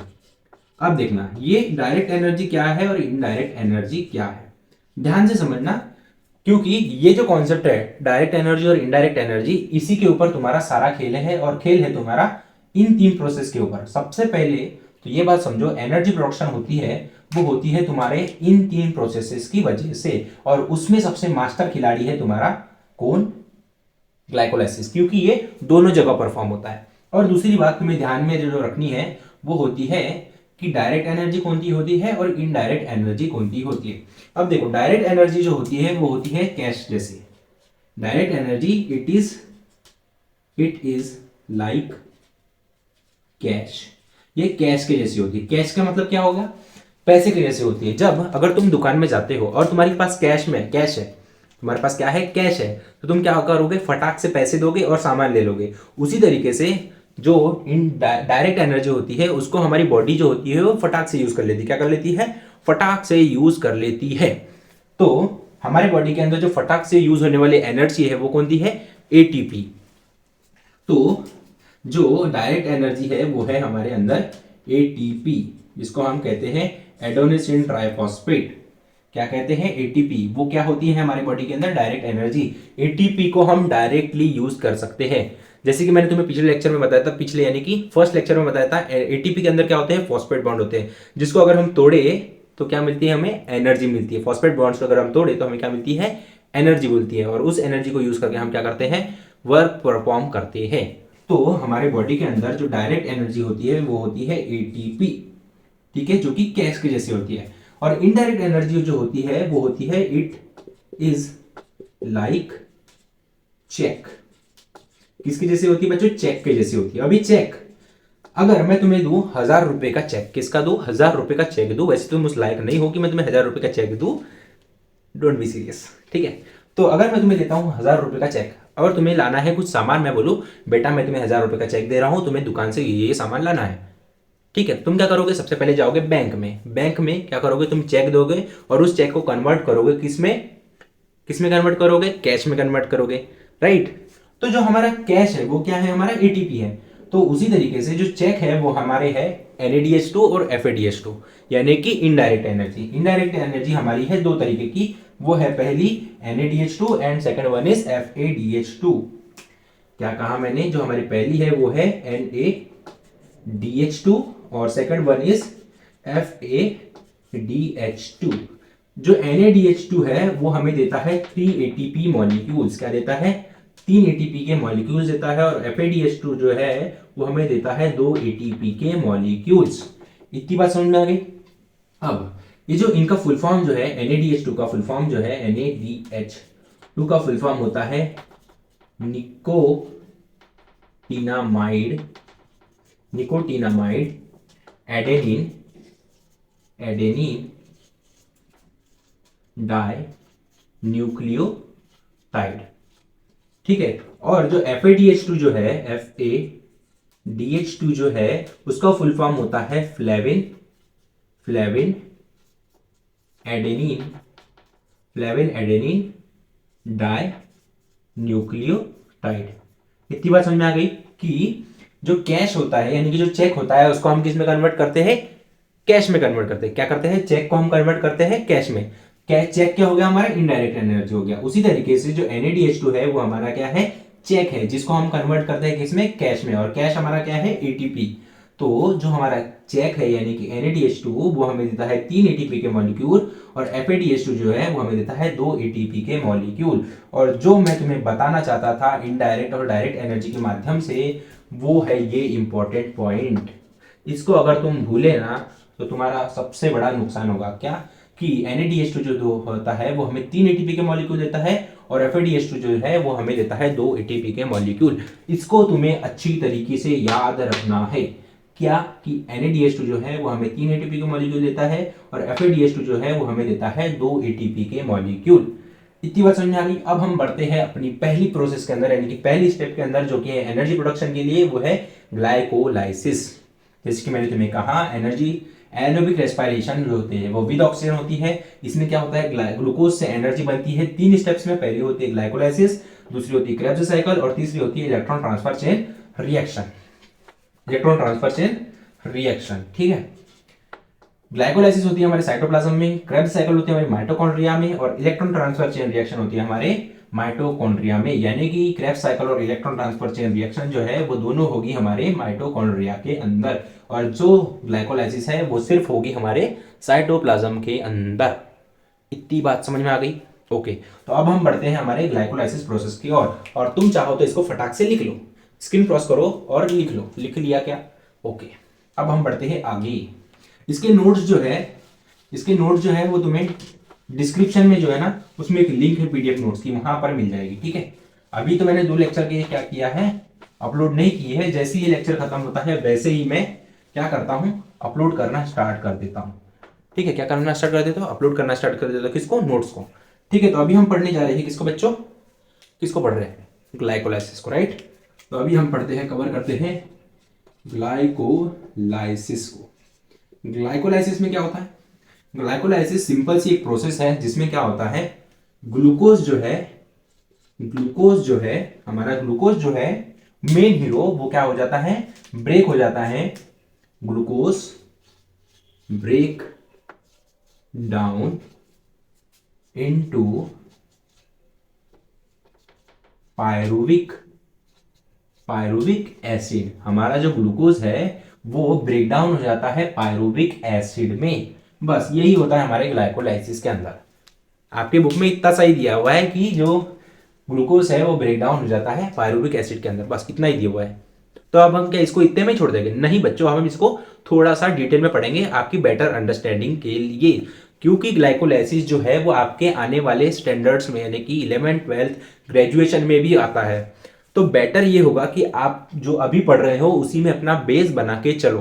क्योंकि मे बी कुछ बच्चे जो होंगे वो आगे जाके डॉक्टर यानी कि नीट की प्रिपरेशन करेंगे और उसमें ग्लाइकोलाइसिस जो है वो पढ़ाया जाता है, या फिर एमबीबीएस जो करेगा उसको भी ग्लाइकोलाइसिस पढ़ना होता है। तो बेटर ये होगा कि आपके लिए अभी से ही आप अपने कॉन्सेप्ट बिल्ड करते हुए चलो। ठीक है, तो देखो ग्लाइकोलाइसिस जो होता है उसमें क्या होता है, ब्रेकडाउन क्या होता है किसका, ग्लूकोज का ब्रेकडाउन होता है पायरुविक एसिड में। ठीक है, और ये क्या है, एक यूनिवर्सल प्रोसेस है। अभी मैं बताता हूं, इसकी डिस्कवरी जो है यानी कि डिस्कवर्ड बाय एम्डेन मेयरहॉफ और प्रांस, ये 3 साइंटिस्ट थे। ये 3 साइंटिस्ट थे जिन्होंने हमारे बॉडी के अंदर डिस्कवर किया था किसको, ग्लाइकोलाइसिस को। इसीलिए हम ग्लाइकोलाइसिस को ईएमपी पाथवे भी कहते हैं। ईएमपी पाथवे भी कहते हैं, क्या कहते हैं, ईएमपी पाथवे भी कहते हैं किसको, ग्लाइकोलाइसिस को कहते हैं। अब ये जो ईएमपी पाथवे है ये उनकी सरनेम से लिया हुआ है, एमडेन से लिया हुआ है ई, मेयरहॉफ से लिया हुआ है एम, और प्रांस से लिया हुआ है पी। इसीलिए हम ग्लाइकोलाइसिस को ईएमपी पाथवे भी कहते हैं। ठीक है, इतनी बात समझ में आ गई। अब जो ग्लाइकोलाइसिस है वो क्या है, यूनिवर्सल प्रोसेस है। ग्लाइकोलाइसिस जो है वो क्या है, यूनिवर्सल प्रोसेस है। अब कुछ बोलेंगे बच्चे कि सर ये तो हमारे बुक में दिया हुआ ही नहीं है, आप कहां से पढ़ा रहे हो। बच्चों ध्यान से समझना, अभी जो मैं आपको बता रहा हूं वो आपके बुक में है। क्यों है, जब आप अपने बुक को अच्छे से डिटेल में पढ़ोगे ना, अच्छे अंडरस्टैंडिंग के साथ में ठंडे दिमाग से पढ़ोगे, तब आपको ये सब चीजें नजर आएगी। या फिर अगर आप अपने क्या करते हो, क्वेश्चन बैंक्स को उठाते हो और उनको प्रैक्टिस करना स्टार्ट करते हो, या फिर पिछले 10 साल के अपने पीवाईक्यूज उठाते हो, तब तुम्हें रियलाइज होगा कि वहां पर एस टाइप के क्वेश्चन भी पूछे गए हैं। इसलिए मेरा काम बनता है कि आपको पिछले 10 साल में जितने क्वेश्चन पड़े हुए हैं, जितनी पॉसिबिलिटी है ग्लाइकोलाइसिस, क्रेब्स साइकिल और इलेक्ट्रॉन ट्रांसफर चेन रिएक्शन से क्वेश्चन आने की, उन सभी टाइप के क्वेश्चन की प्रिपरेशन कराना मेरा जिम्मेदारी है। ठीक है, तो देखो ग्लाइकोलाइसिस जो है वो यूनिवर्सल प्रोसेस है। ये क्या होती है, यूनिवर्सल प्रोसेस है। It perform in every cell, ये हर एक सेल में परफॉर्म होती है। फिर वो चाहे सेल प्लांट का क्यों ना हो, एनिमल का सेल क्यों ना हो, या फिर वो सेल बैक्टीरिया का ही क्यों ना हो, वो हर cell, plant cell, animal cell, bacteria cell, ये हर सेल परफॉर्म करेगा। एवरी सेल परफॉर्म ग्लाइकोलाइसिस को परफॉर्म करेगा। स्पेलिंग बताओ यार, ग्लाइकोलाइसिस तो पहले तुम बोलिए। ग्लाइकोलाइसिस सही लिखा हो ना मैंने? नहीं भाई, glycolysis, yes I wrote it right, मैंने ग्लाइकोलाइसिस को सही लिखा हो। बट अगर तुम्हें पता हो तो अच्छे से देखना, मैंने ग्लाइकोलाइसिस की स्पेलिंग गलत लिखी है, जानबूझ के लिखी है, क्योंकि तुम्हारा ध्यान नहीं है बच्चों और मेरा भी ध्यान नहीं है ग्लाइकोलाइसिस स्पेलिंग के ऊपर। मुझे अच्छे क्या करना पड़ेगा, ग्लाइकोलाइसिस स्पेलिंग की प्रैक्टिस करना पड़ेगा लगता है। ग्लाइकोलाइसिस, ग्लाइकोलाइसिस जो है वो हर एक सेल परफॉर्म करेगा तुम्हारी बॉडी के अंदर। जो देखो हर एक सेल जो होता है, ये ग्लाइकोलाइसिस प्रोसेस जो है वो यूनिवर्सल प्रोसेस है जो कि हर एक सेल परफॉर्म करता है। एनिमल के अंदर जितने भी सेल है, मेरी बॉडी के अंदर जितने भी सेल है वो क्या परफॉर्म करेंगे, ग्लाइकोलाइसिस परफॉर्म करेंगे। एनी प्लांट के अंदर जितने भी सेल है वो भी क्या करेंगे, ग्लाइकोलाइसिस परफॉर्म करेंगे। बैक्टीरिया में जितने भी सेल है वो क्या परफॉर्म करेंगे, ग्लाइकोलाइसिस परफॉर्म करेंगे। क्यों करेंगे, एनर्जी प्रोडक्शन के लिए करेंगे। ठीक है, और तीसरा पॉइंट यानी कि फिफ्थ पॉइंट जो आ जाता है वो होता है ग्लाइकोलाइसिस जो होती है वो होती है glycolysis occur in cytoplasm of cell. कहां होती है बच्चों, साइटोप्लाज्म ऑफ द सेल में होती है। अब साइटोप्लाज्म का मतलब क्या हो गया, ये हो गया तुम्हारा सेल। क्या हो गया, ये तुम्हारा सेल हो गया। ठीक है, सेल के अंदर क्या होता है, न्यूक्लियस होता है, ये तो तुमको पता है क्या होता है, न्यूक्लियस होता है। न्यूक्लियस के बाहर एक लिक्विड टाइप क्या होता है, मैट्रिक्स होता है, लिक्विड भरा हुआ होता है जिसको हम कहते हैं साइटोप्लाज्म। क्या कहते हैं, साइटोप्लाज्म। और इस साइटोप्लाज्म के अंदर होता है माइटोकॉन्ड्रिया, ऑर्गेनेलीज बहुत सारी, जैसे कि गोल्गी कॉम्प्लेक्स हो गया, ये सब क्या होती है, ऑर्गेनेलीज है। ये क्या है तुम्हारी, ऑर्गेनेलीज है, ऑर्गेनेलीज है। ठीक है, ऑर्गेनेलीज के अंदर क्या होता है, ग्लाइकोलाइसिस परफॉर्म नहीं होता। वो कहां होता है, हमारे सेल के अंदर जो लिक्विड भरा हुआ है उसके अंदर, जिसको हम साइटोप्लाज्म बोलते हैं, उसके अंदर हमारी ग्लाइकोलाइसिस प्रोसेस क्या होती है, ऑकर होती है, यानी कि परफॉर्म होती है। ठीक है, इतनी बात समझ आ गई। अब देखो ग्लाइकोलाइसिस में क्या होता है, ग्लूकोज का ब्रेकडाउन होता है पायरुविक एसिड में। अब हमारे बॉडी के अंदर ग्लूकोज कहां से आता है, राइट। प्लांट के अंदर ग्लूकोज कहां से आता है, एनिमल के अंदर कहां से आता है, बैक्टीरिया के अंदर कहां से ये ग्लूकोज आता है। ये सब जानना हमारे लिए जरूरी है, क्योंकि अगर हमें पढ़ना है, अगर हमें ग्लाइकोलाइसिस जो प्रोसेस है उसको परफॉर्म करना है तो हमें क्या चाहिए, ग्लूकोज चाहिए। अब वो हमारे बॉडी के अंदर कहां से आता है उसको जानते हैं। ठीक है, इसको लिख लो भाई, लिख लिया। अब हम बढ़ते हैं आगे। सबसे पहले तुम लिख लो, मैं चेक कर लेता हूँ रिकॉर्डिंग चालू है क्या नहीं।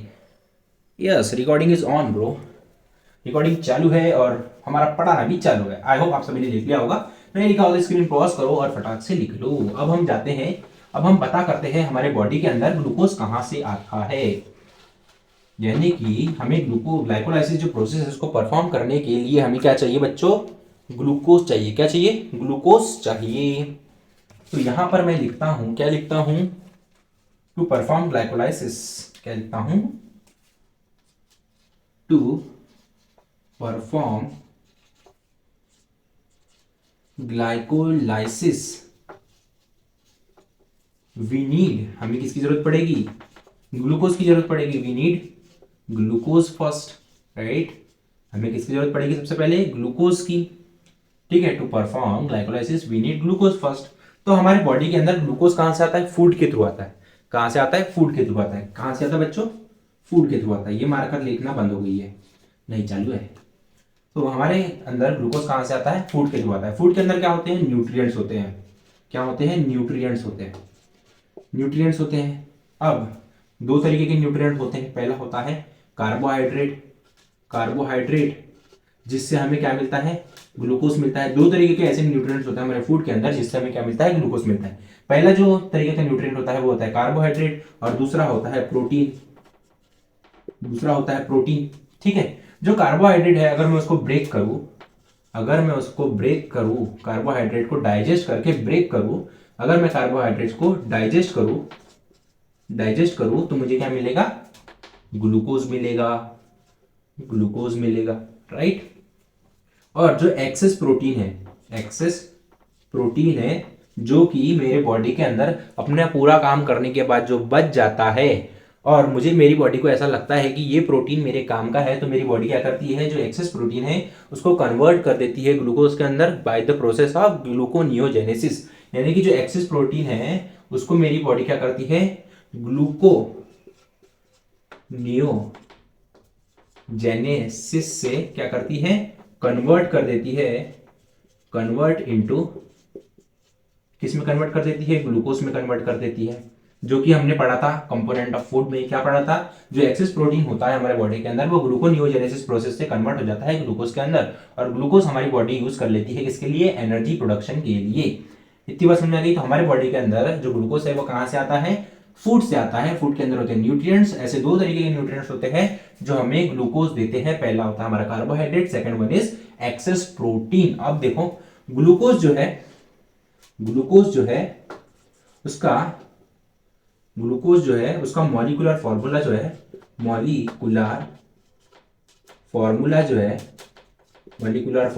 है वो हम कुछ लिखते हैं कुछ इस तरीके से, C6H12O6। यही होता है हमारे ग्लूकोज का मॉलिक्यूलर फॉर्मूला।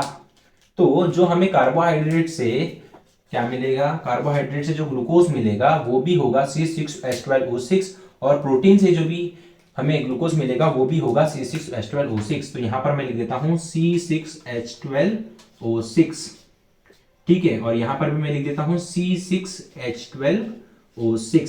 क्या मिलेगा हमें? ग्लूकोज मिलेगा। ग्लूकोज का मॉलिक्यूलर फॉर्मूला लिखा हूं मैंने C6H12O6। अब ध्यान से देखना कि ग्लाइकोलाइसिस में क्या होता है। What happen in glycolysis. अब ग्लाइकोलाइसिस में क्या होता है, एक्चुअल में क्या होता है, ध्यान से देखना। सबसे पहले क्या होता है? ग्लूकोज होता है, राइट। ग्लूकोज क्या होता है? ब्रेकडाउन हो जाता है पायरुविक एसिड में, ठीक है। तो ग्लूकोज का यहां पर मॉलिक्यूलर फॉर्मूला देता हूं मैं। ग्लूकोज का मॉलिक्यूलर फॉर्मूला क्या होता है बच्चों? C6H12O6, right. यही फॉर्मूला होता है। अब देखो यहां पर मैं बना रहा हूं कार्बन के 6 मॉलिक्यूल्स, यानी कि आपकी बेटर अंडरस्टैंडिंग के लिए मैं आपको दिखा रहा हूं कि ग्लूकोज कैसे ब्रेकडाउन होता है। तो ये हो गया आपका ग्लूकोज, ठीक है। अब ये जो ग्लूकोज है वो किस में ब्रेकडाउन हो जाएगा? ब्रेक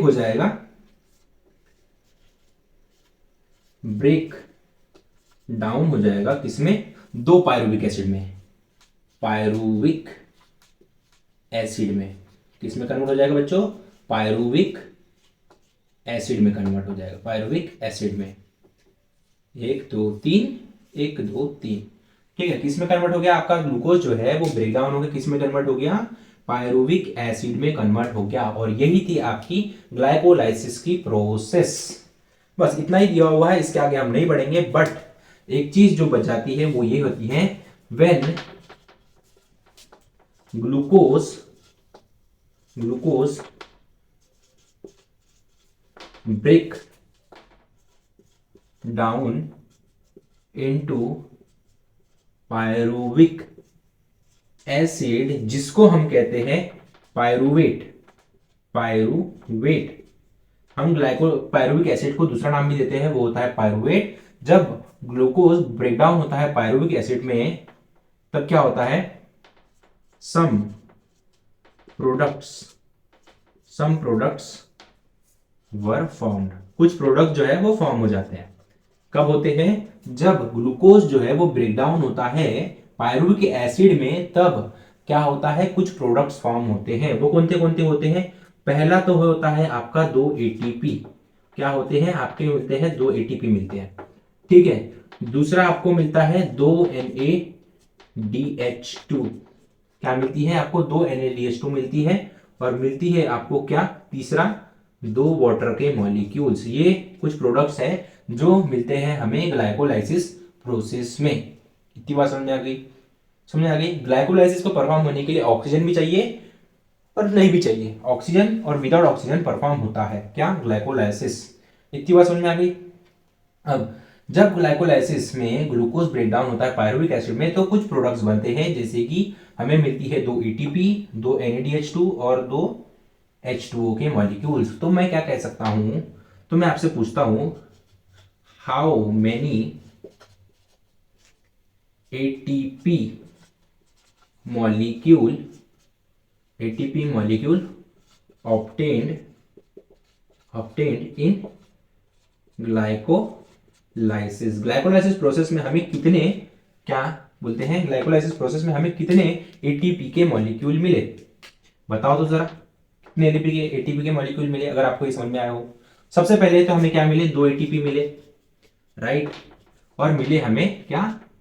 2 NADH2 मिले, 2 Na NaDH2 मिले, right.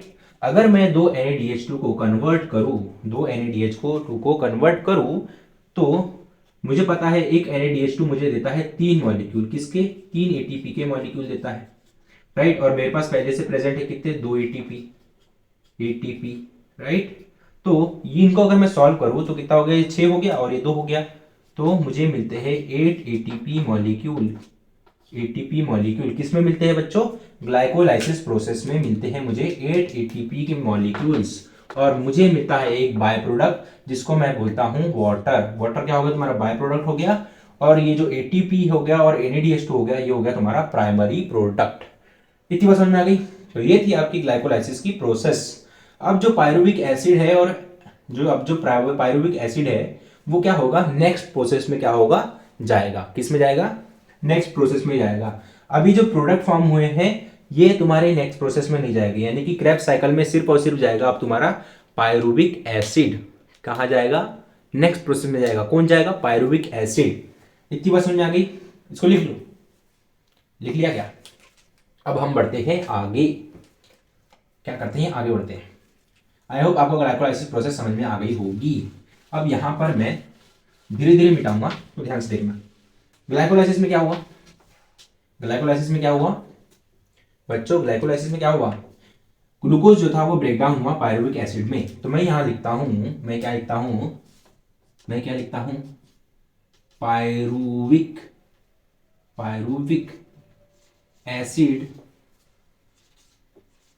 goes into next process. Pyruvic acid जो है वो जाता है अब नेक्स्ट प्रोसेस में एनर्जी प्रोडक्शन के। इतनी बात समझ में आ गई? अब इसको मैं मिटाने जा रहा हूं, ठीक है। मुझे सिर्फ ये लाइन लिखनी थी इसलिए मैंने इसे मिटाया था। अब हम बढ़ते हैं आगे, ठीक है। अब देखना ध्यान से। अब देखो, पायरुविक एसिड जो है वो जाता है नेक्स्ट प्रोसेस में, जिसको हम बोलते हैं इंटरमीडिएट स्टेप। क्या बोलते हैं? इंटरमीडिएट प्रोसेस बोल सकते हो या फिर बोल सकते हो इंटरमीडिएट स्टेप। क्या बोलते हैं? Intermediate step. तो यहां पर क्या लिख रहा हूं मैं? अब ग्लाइकोलाइसिस के बाद में आती है इंटरमीडिएट स्टेप। इंटरमीडिएट स्टेप क्या आती है? इंटरमीडिएट स्टेप आती है, या फिर बोल सकते हो प्रोसेस। तो ये जो इंटरमीडिएट स्टेप है ये है process between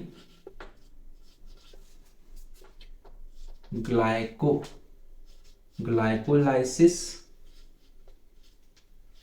and Krebs cycle. ये जो इंटरमीडिएट स्टेप है ये प्रोसेस है किसके बीच की? ग्लाइकोलाइसिस और क्रेब्स साइकिल के बीच की प्रोसेस है।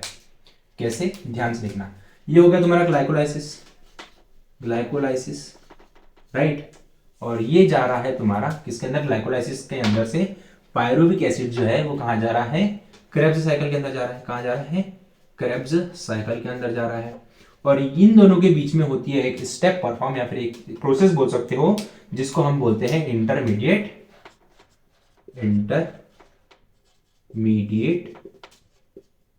स्टेप परफॉर्म होती है, राइट। क्या होती है? एक इंटरमीडिएट स्टेप होती है। इतनी बात समझ में आ गई? अब इस इंटरमीडिएट स्टेप में क्या होता है? इस इंटरमीडिएट स्टेप में क्या होता है? ध्यान से सुनना। इस इंटरमीडिएट स्टेप में क्या होता है? पायरुविक एसिड जो है तुम्हारा, पायरुविक एसिड जो है वो कन्वर्ट हो जाता है, कन्वर्टेड इनटू एसेटाइल को enzyme A. Acetyl co enzyme A में क्या हो जाता है? कन्वर्ट हो जाता है। कौन? Pyruvic acid. किसमें कन्वर्ट हो जाता है? किसमें कन्वर्ट हो जाता है बच्चों? एसिटाइल को एंजाइम ए में पायरुविक एसिड कन्वर्ट होता है इंटरमीडिएट स्टेप में, ठीक है। अब ये कैसे होता है? देखो, ग्लूकोज क्या हुआ? सबसे पहले ग्लूकोज क्या हुआ? ब्रेक डाउन हुआ। किसमें? पायरुविक एसिड में। क्या में कन्वर्ट हुआ? पायरुविक एसिड में कन्वर्ट हुआ, यानी कि ब्रेक डाउन हुआ। फिर क्या हुआ? पायरुविक एसिड में क्या हुआ? ब्रेक डाउन हुआ। एसिड में क्या हुआ? ब्रेक डाउन हुआ, राइट। यहाँ पर मैं ब्रेकडाउन भी लिख देता हूँ अगर तुम्हें समझ में ना आए। ब्रेक डाउन हुआ कौन? Pyruvic acid. ठीक है, अब क्या होता है, ये जो पायरुविक एसिड है वो जाता है तुम्हारे माइटोकॉन्ड्रिया के अंदर। कहाँ जाता है? माइटोकॉन्ड्रिया के अंदर। माइटोकॉन्ड्रिया कॉन्ड्रिया के अंदर जाता है कौन? Pyruvic acid. और ये पायरुविक एसिड कन्वर्ट हो जाता है, कन्वर्ट हो जाता है इनटू किसमें? Acetyl coenzyme A. Acetyl coenzyme A में कन्वर्ट हो जाता है। एसिटाइल कोएंजाइम ए में कन्वर्ट हो जाता है कौन? तुम्हारा पायरुविक एसिड। अब ये जो प्रोसेस है, अब ये जो इतनी जो प्रोसेस है, इतनी, एक सेकेंड दूसरा मार्क लेते हैं। ये जो इतनी प्रोसेस है ग्लूकोज का ब्रेकडाउन होना पायरुविक एसिड के अंदर, वो होता है तुम्हारे ग्लाइकोलाइसिस में। और ये जो प्रोसेस है पायरुविक एसिड से कन्वर्ट होना एसिटाइल कोएंजाइम के अंदर, वो होती है तुम्हारी इंटरमीडिएट स्टेप, राइट। और ये जो इंटरमीडिएट स्टेप है वो ऑकर होती है, ऑकर इन माइटोचॉन्ड्रिया। कहां होती है बच्चों? माइटोचॉन्ड्रिया में होती है, माइटोकॉन्ड्रिया में होती है, राइट। इतनी बात समझ आ गई कि जो इंटरमीडिएट स्टेप है वो प्रोसेस है क्रेब्स साइकिल यानी कि ग्लाइकोलाइसिस और क्रेब्स साइकिल के बीच की क्या है बच्चों? इंटरमीडिएट स्टेप है। और इस इंटरमीडिएट स्टेप में क्या होता है?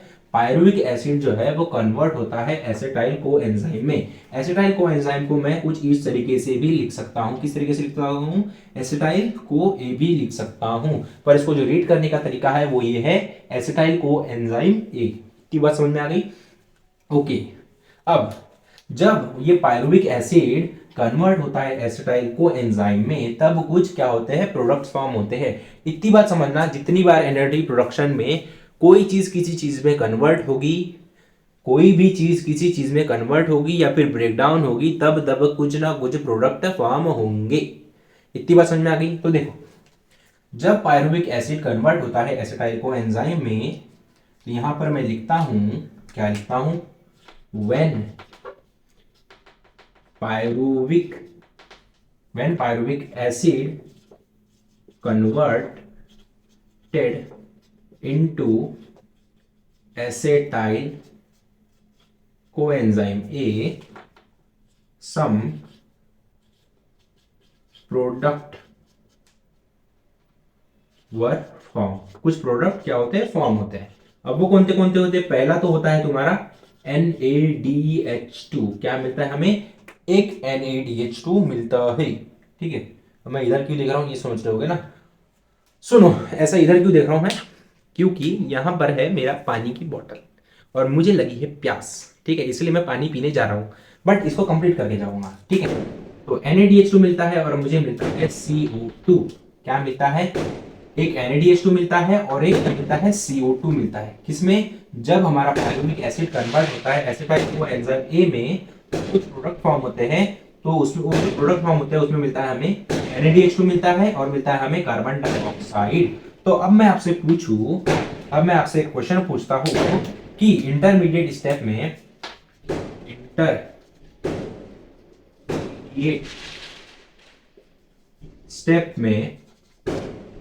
इंटरमीडिएट स्टेप में हाउ मच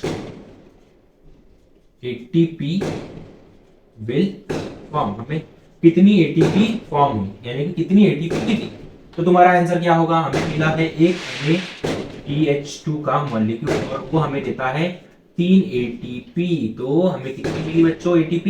3 ATP मिली। किसके अंदर? इंटरमीडिएट स्टेप के अंदर मिली। पहले ग्लाइकोलाइसिस में कितनी मिली थी? 8 ATP। और इंटरमीडिएट स्टेप में कितनी मिली? 3 ATP मिली। ग्लाइकोलाइसिस में कितने मिलता था?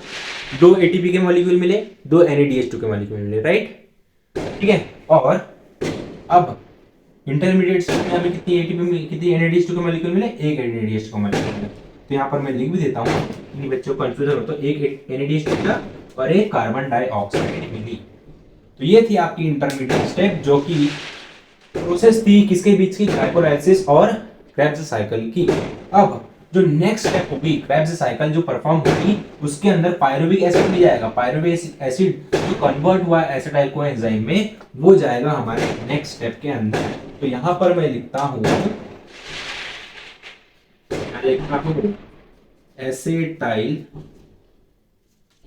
Enzyme A goes into Krebs cycle. ठीक है, आ जाएगा ये क्रेब्स साइकिल आ जाएगा एसिटाइल कोएंजाइम ए। आपको पटाखे की आवाज आ रही क्या? मेरी आवाज आ रही? पटाखों की भी आ रही होगी, आ रही? तो मेरे घर के बाजू में हो रही शादी, मुझे बुलाया था खाना खाने के लिए, बट मैं थोड़ा सा भुक्कड़ टाइप का इंसान हूँ इसलिए मुझे भगा दिया। ठीक है, समझ में आ रहा है? अब मैं बता रहा था तुमको एसिटाइल कोएंजाइम जो ए है वो जाता है तुम्हारे क्रेब्स साइकिल के अंदर। बिल्कुल ही मजेदार तरीके से पढ़ रहे हैं ना हम लोग। ऐसा तो बिल्कुल बोर फील नहीं हो रहा ना तुम्हें कि सर जो है बिल्कुल आ रहे हैं, पढ़ा रहे, जा रहे हैं? नहीं भाई, मजेदार तरीके से पढ़ेंगे, अकेले चकलस करेंगे, सॉरी चकलस करते करते पढ़ेंगे भाई। ठीक है, तो हम क्या बात कर रहे थे, जो एसिटाइल कोएंजाइम ए है यानी कि पायरुविक एसिड जो कन्वर्ट हुआ है हमारा एसिटाइल कोएंजाइम के अंदर, किसके अंदर कन्वर्ट हुआ है? माइटोकॉन्ड्रिया के अंदर, जो कि इंटरमीडिएट स्टेप कहते हैं, जिसके अंदर हमारा पायरुविक एसिड जो है कन्वर्ट हुआ है किसके अंदर? एसिटाइल कोएंजाइम के अंदर कन्वर्ट हुआ है। वो कहां जाएगा? एसिटाइल कोएंजाइम क्रेब्स साइकिल में जाएगा, यानी कि हमारी नेक्स्ट प्रोसेस में जाएगा, गोज इनटू क्रेब्स साइकिल। इतनी बात समझ में आ गई? इसको लिख लो, तब तक मैं पानी पी लेता हूं।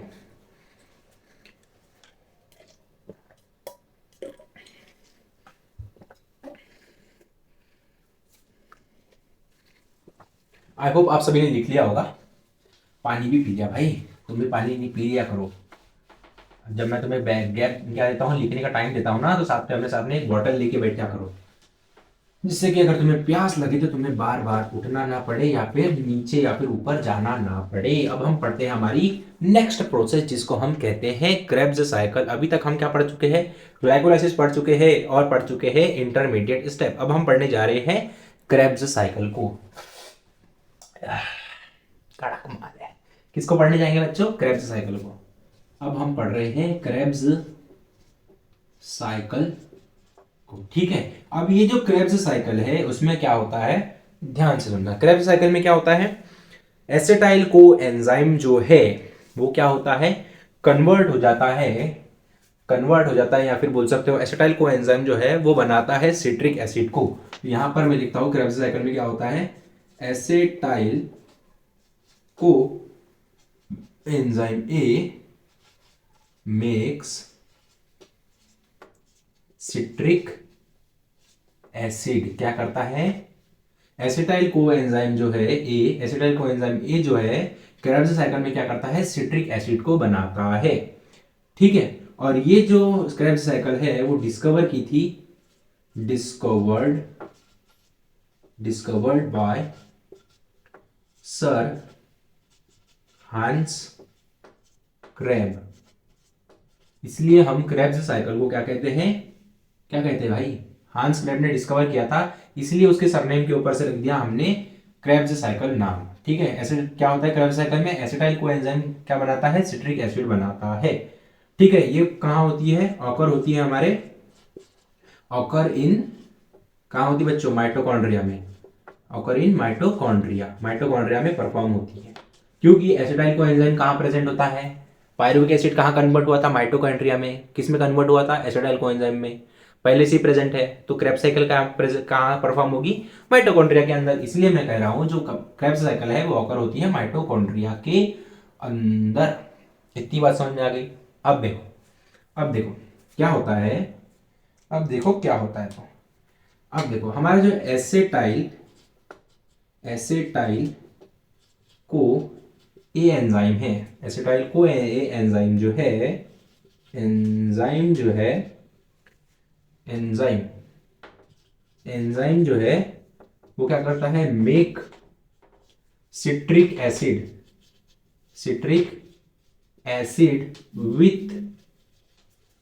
With oxaloacetate. किसके साथ में बनाता है? ऑक्जेले एसीटेट के साथ में बनाता है। अब ये जो ऑक्जेले एसीटेट लिखा हूं इसके बारे में तुम हायर स्टैंडर्ड में पढ़ोगे, बट मुझे अभी तुम्हें एक जबरदस्त चीज बतानी है, इसलिए मैंने इस टर्म का नाम लिया है। जो एसिटाइल CoA एंजाइम है वो क्या बनाता है, सिट्रिक एसिड बनाता है।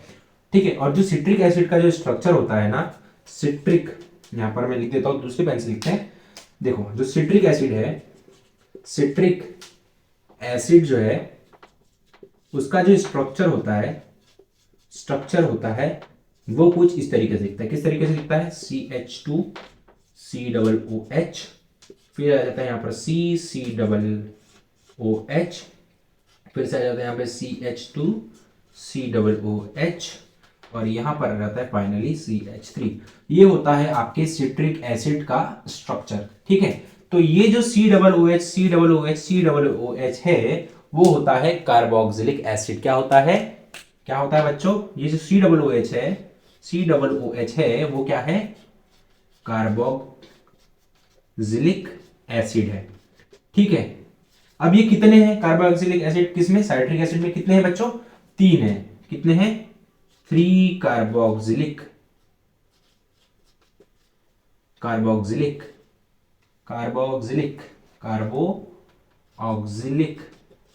Acid present in citric acid. ठीक है, और ये सिट्रिक एसिड कहां बना है, हमारी क्रेब्स साइकिल में बना है। इसीलिए हम क्रेब्स साइकिल को क्या कहते हैं, ट्राई कार्बोक्सिलिक एसिड चेन। क्या कहते हैं, ट्राई कार्बोक्सिलिक एसिड चेन। तो मैं यहां लिखता हूं, दैट्स वाई वी से क्रेब्स साइकिल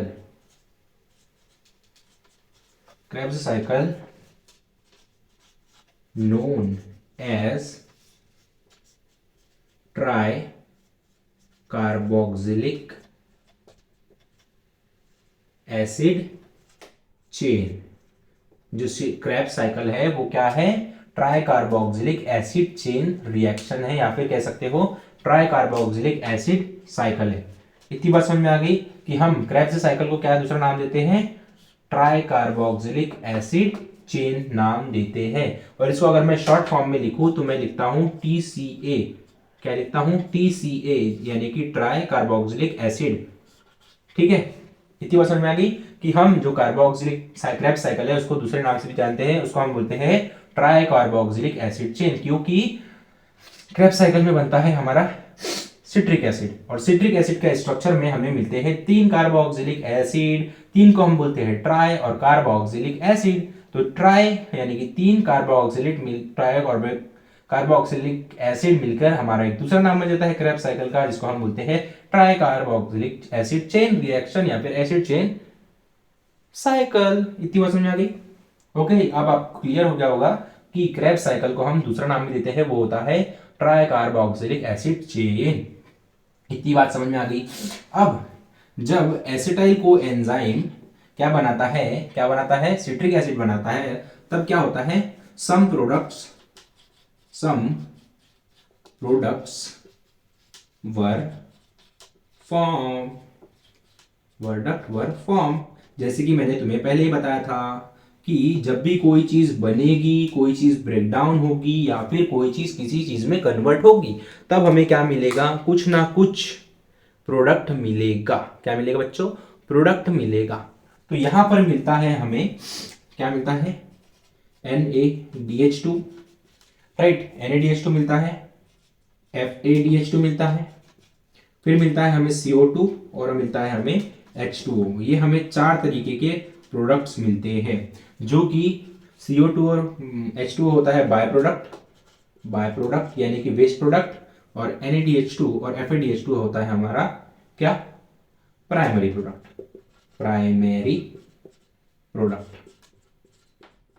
ठीक है, ये हो गया बाय प्रोडक्ट और ये हो गया हमारा प्राइमरी प्रोडक्ट।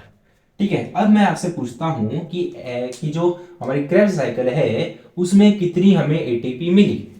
कितनी एटीपी मिली बच्चों बताओ, हमें NaDH2 से कितनी मिलती है, 3 एटीपी, और FADH2 से मिलती है 2 एटीपी। तो 3 और 5 कितने हो गए, 3 और 2 कितने हो गए, 5। हमें क्रेब्स साइकिल में मिलती है 5 एटीपी। इतनी बात समझ में आ गई। अब कुछ पॉइंट बच गया है, उसको मैं इसके बाद में बताता हूं, ध्यान से लिखो। लिख लिया। अब अब हम बढ़ते हैं आगे। अब देखो, जैसे कि मैंने तुम्हें बताया था, जो क्रेब्स साइकिल है वो कहाँ होती है, माइटोकॉन्ड्रिया में होती है, राइट। कहाँ होती है, माइटोकॉन्ड्रिया में होती है। तो तुम्हारे बुक में एक डायग्राम दी हुई है किसकी, माइटोकॉन्ड्रिया की दी हुई है। काय की दी हुई है, माइटोकॉन्ड्रिया की। माइटोकॉन्ड्रिया की क्या दी हुई है, क्या दी हुई है, डायग्राम दी हुई है। अब माइटोकॉन्ड्रिया जो होता है वो डबल लेयर होता है, या फिर कह सकते हो डबल लेयर प्रोटेक्टेड होता है, क्योंकि इसमें होती है आउटर मेम्ब्रेन, एक होती है आउटर मेम्ब्रेन मेम्ब्रेन और दूसरी होती है इनर मेम्ब्रेन। क्या होती है, इनर मेम्ब्रेन, मेम्ब्रेन, ठीक है। क्या होती है, आउटर मेम्ब्रेन होती है और एक होती है इनर मेम्ब्रेन। और ये जो इसके अंदर पार्ट जो होता है, ये जो पार्ट होता है इसके अंदर खाली सा, उसको बोलते हैं, ये खाली नहीं होता बच्चों, इसको ये भरा हुआ होता है, इसको बोलते हैं हम माइटोकॉन्ड्रियल, माइटोकॉन्ड्रियल मैट्रिक्स। क्या कहते हैं, माइटोकॉन्ड्रियल मैट्रिक्स बोलते हैं, ठीक है। अब ये जो माइटोकॉन्ड्रियल मैट्रिक्स है उसके अंदर क्या होता है, पायरुविक एसिड, पायरुविक एसिड जो है इंटरमीडिएट स्टेप में क्या होता है, कन्वर्ट हो जाता है किसमें, एसिटाइल को एंजाइम में। और जो हमारा फैटी एसिड जो होता है, क्या होता है, फैटी एसिड, वो किस में कन्वर्ट हो जाता है, किस में कन्वर्ट हो जाता है, एसिटाइल को एंजाइम में। अब मैं तुम इसको लिख लो यार, सबसे पहले लिख लिया क्या, अब मैं मिटा रहा हूँ, ठीक है। अब ध्यान से लिखना, मैं तुम्हें बड़ी डायग्राम की मदद से अच्छे से समझा रहा हूँ, ठीक है, बड़ी डायग्राम से अच्छे से समझाऊंगा, ठीक है। देखना अच्छे से, ये हो गई तुम्हारी माइटोकॉन्ड्रिया की छोटी क्या हो गई, डायग्राम। अब देखना बड़ी डायग्राम बना रहा हूं और इसको ध्यान से समझना। ये हो गया तुम्हारा माइटोकॉन्ड्रिया, ठीक है, जिसकी क्या है, डबल लेयर है, ठीक है। ये हो गई तुम्हारी आउटर लेयर यानी कि आउटर मेम्ब्रेन, ये हो गई तुम्हारी, ये हो गई क्या, तुम्हारी इनर मेम्ब्रेन। और इसके अंदर जो भी लिक्विड जैसा पार्ट है उसको बोलते हैं हम माइटोकॉन्ड्रियल मैट्रिक्स, राइट। इतनी बात समझ में आ गई। अब ये माइटोकॉन्ड्रियल मैट्रिक्स के अंदर हमारा जाता है पायरुविक एसिड, क्या जाता है, पायरुविक एसिड जाता है, राइट, ठीक है। और जाता है हमारा फैटी एसिड। अब ये फैटी एसिड क्या होता है बाद में बताता हूं, फैटी एसिड जाता है, राइट, पायरुविक एसिड जाता है और फैटी एसिड जाता है। इतनी बात समझ में आ गई। अब ये जो फैटी एसिड जो है और जो पायरुविक एसिड है वो किस में कन्वर्ट हो जाते हैं, एसेटाइल को ए एंजाइम में कन्वर्ट हो जाते हैं। किस में कन्वर्ट हो जाते हैं, एसेटाइल को एंजाइम में कन्वर्ट हो जाते हैं। कौन कौन, पायरुविक एसिड और फैटी एसिड। पायरुविक एसिड किस में कन्वर्ट हो जाता है, एसेटाइल को एंजाइम में, किसके थ्रू होता है, इंटरमीडिएट स्टेप के थ्रू होता है। इंटरमीडिएट स्टेप कहां होती है, माइटोकॉन्ड्रिया में होती है। इसलिए ये कहां हो रही है, पायरुविक एसिड कहां कन्वर्ट हो रहा है, एसिटाइल कोएंजाइम में कन्वर्ट हो रहा है। किसके अंदर हो रहा है, माइटोकॉन्ड्रिया के अंदर हो रहा है। यहां पर लिख देता हूं, माइटोकॉन्ड्रिया, माइटोकॉन्ड्रिया के अंदर हो रहा है, राइट। और जो फैटी एसिड है वो भी कन्वर्ट हो जाता है एसिटाइल कोएंजाइम के अंदर। फैटी एसिड क्या होता है बाद में बताता हूं। फैटी एसिड जो होता है वो मेनली फैट से बना हुआ होता है। कैसे बना होता है, फैट से बना हुआ होता है। इतनी बात समझ में आ गई, सर्दी हो गई यार, ठीक है। तो देखो एसिटाइल कोएंजाइम जो है वो जाता है अब क्रेब्स साइकिल के अंदर, क्रेब्स साइकिल के अंदर। क्रेब्स साइकिल ये एक साइकिलिक प्रोसेस होती है, इसलिए मैं यहाँ पर बना रहा हूँ साइकिल जैसी डायग्राम। क्या बना रहा हूँ, साइकिल जैसी डायग्राम, जिसको मैं बोलता हूँ क्रेब्स साइकिल। ये कहाँ जाएगा, एसिटाइल कोएंजाइम कहाँ जाएगा, कहाँ जाएगा बच्चों, क्रेब्स साइकिल के अंदर जाएगा। और ये जो क्रेब्स साइकिल के अंदर जाएगा तो हमें क्या क्या मिलेगा, NADH2, NADH2 मिलेगा, FADH2 मिलेगा, और क्या मिलेगा, CO2 मिलेगा, और मिलेगा हमें H2O। और हमें मिलेगा जो क्रेब्स साइकिल के अंदर बनता है वो बनता है सिट्रिक एसिड। ये हमें मिलते हैं कब, जब क्रेब्स साइकिल परफॉर्म होती है। जो हमें प्रोडक्ट्स मिलते हैं वो होते हैं हमारे NADH2 और FADH2 जो हमारे काम के हैं। और जो सिट्रिक एसिड और H2O है अब हमारे किसी काम के नहीं रहे, ठीक है। बट जो हमारे काम का है वो है FADH2 और NADH2। अब हम बढ़ते हैं अपनी नेक्स्ट प्रोसेस के अंदर, यानी कि इलेक्ट्रॉन ट्रांसफर चेन रिएक्शन के अंदर। क्रेब्स साइकिल के अंदर सिर्फ इतना होता है कि जो एसिटाइल कोएंजाइम है वो क्रेब्स साइकिल के अंदर जाता है और बनाता है सिट्रिक एसिड। और जब सिट्रिक एसिड बनाता है तो कुछ प्रोडक्ट्स फॉर्म होते हैं जिसको हम बोलते हैं NADH2, FADH2, CO2, H2। इतनी बात समझ में आ गई। तो और अब हमारे काम के है सिर्फ FADH2 और NADH2। समझ में आ गया, ओके, समझ में आ गया। तो अब हम बढ़ते हैं अपनी इलेक्ट्रॉन ट्रांसफर चेन रिएक्शन की तरफ, जो कि है हमारी ईटीसी रिएक्शन। ठीक है, समझ में आ गया होगा आपको आपको कि क्रेब्स साइकिल क्या होती है। लिख लिया था ना भाई, लिख लिया था ना, मैं हटाता तो लिख लेना था यार। मैं एक काम करो ना, तुम मेरे साथ साथ लिखना स्टार्ट करो, क्या होगा तुम्हारा टाइम भी बच जाएगा यार। बट ऐसा मत करना, नहीं तो तुम्हारा फ्लो टूट जाएगा। अब हम बढ़ते हैं इलेक्ट्रॉन ट्रांसफर चेन रिएक्शन की तरफ, यानी कि electron transfer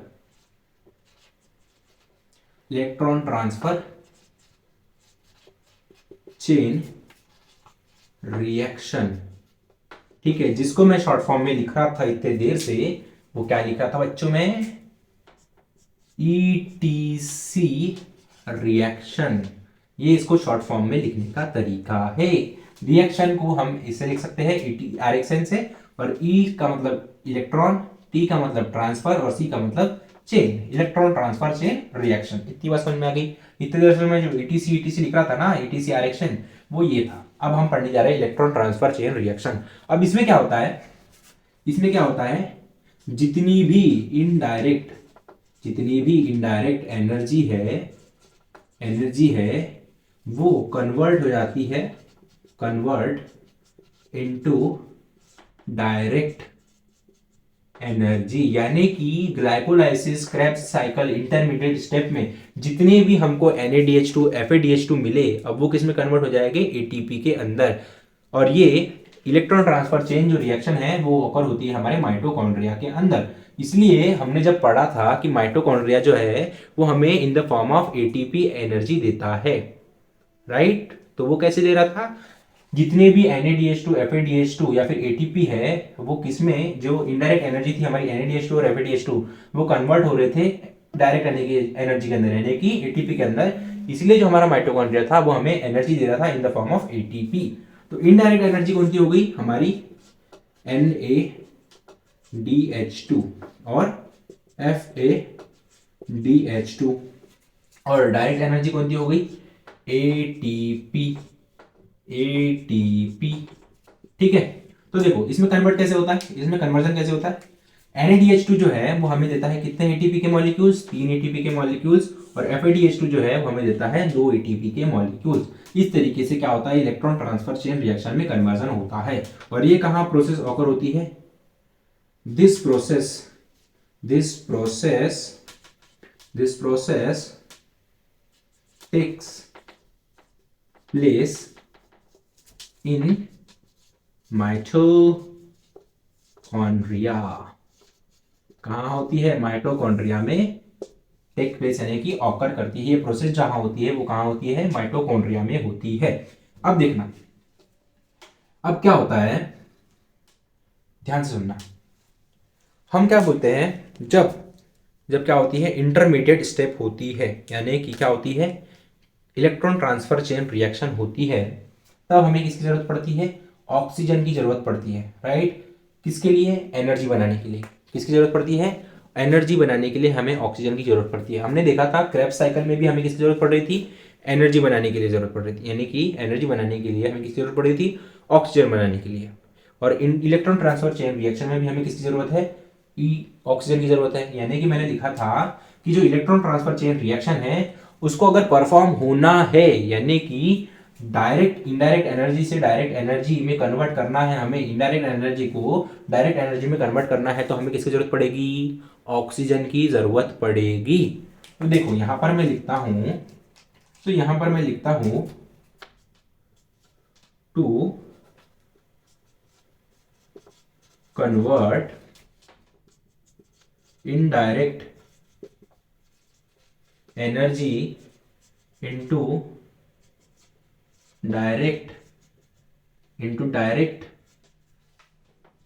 energy, we need किसकी हमें जरूरत पड़ेगी, ऑक्सीजन की जरूरत पड़ेगी, वी नीड ऑक्सीजन। ठीक है, अब हमें ऑक्सीजन की जरूरत पड़ती है, क्यों पड़ती है, देखो ये NADH2 है, NADH2 है, और ले लो FADH2 ले लो। ठीक है, अब क्या होता है, NaDH2 और FeDH2 क्या होते हैं, ऑक्सीडाइज होते हैं। क्या होते हैं, ऑक्सीडाइज होते हैं। ऑक्सीडाइज होने का मतलब लॉस ऑफ इलेक्ट्रॉन होता है। क्या होता है, NaDH2 एंड FeDH2 ऑक्सीडाइज्ड होते हैं। ऑक्सीडाइज का मतलब लॉस ऑफ इलेक्ट्रॉन, यानी कि NaDH2 और FeDH2 से एक एक इलेक्ट्रॉन निकल जाता है। एक एक इलेक्ट्रॉन क्या हो जाता है, निकल जाता है, इलेक्ट्रॉन लॉस हो जाता है। यहां पर मैं लिख देता हूं, इलेक्ट्रॉन लॉस हो जाता है, यानी कि क्या होता है, निकल जाता है। ठीक है, और बन जाती है हमारी ATP। क्या बनती है हमारी, ATP बन जाती है। एक एक इलेक्ट्रॉन लॉस होकर क्या हो जाता है, ATP बन जाती है। ठीक है, तो ये बन जाता है 3 ATP और ये बनाता है 2 ATP। अब ये जो इलेक्ट्रॉन है, ये क्या होता है, इसको एक्सेप्ट करने के लिए हमारी ऑक्सीजन हेल्प करती है। किसके लिए हेल्प करती है, ऑक्सीजन हेल्प करती है। तो accept the electron, to accept the electron oxygen comes. Oxygen क्या आती है इलेक्ट्रॉन एक्सेप्ट करती है और क्या करती है, combine oxygen comes and combine with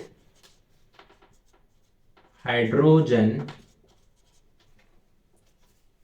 and form H2O as by product.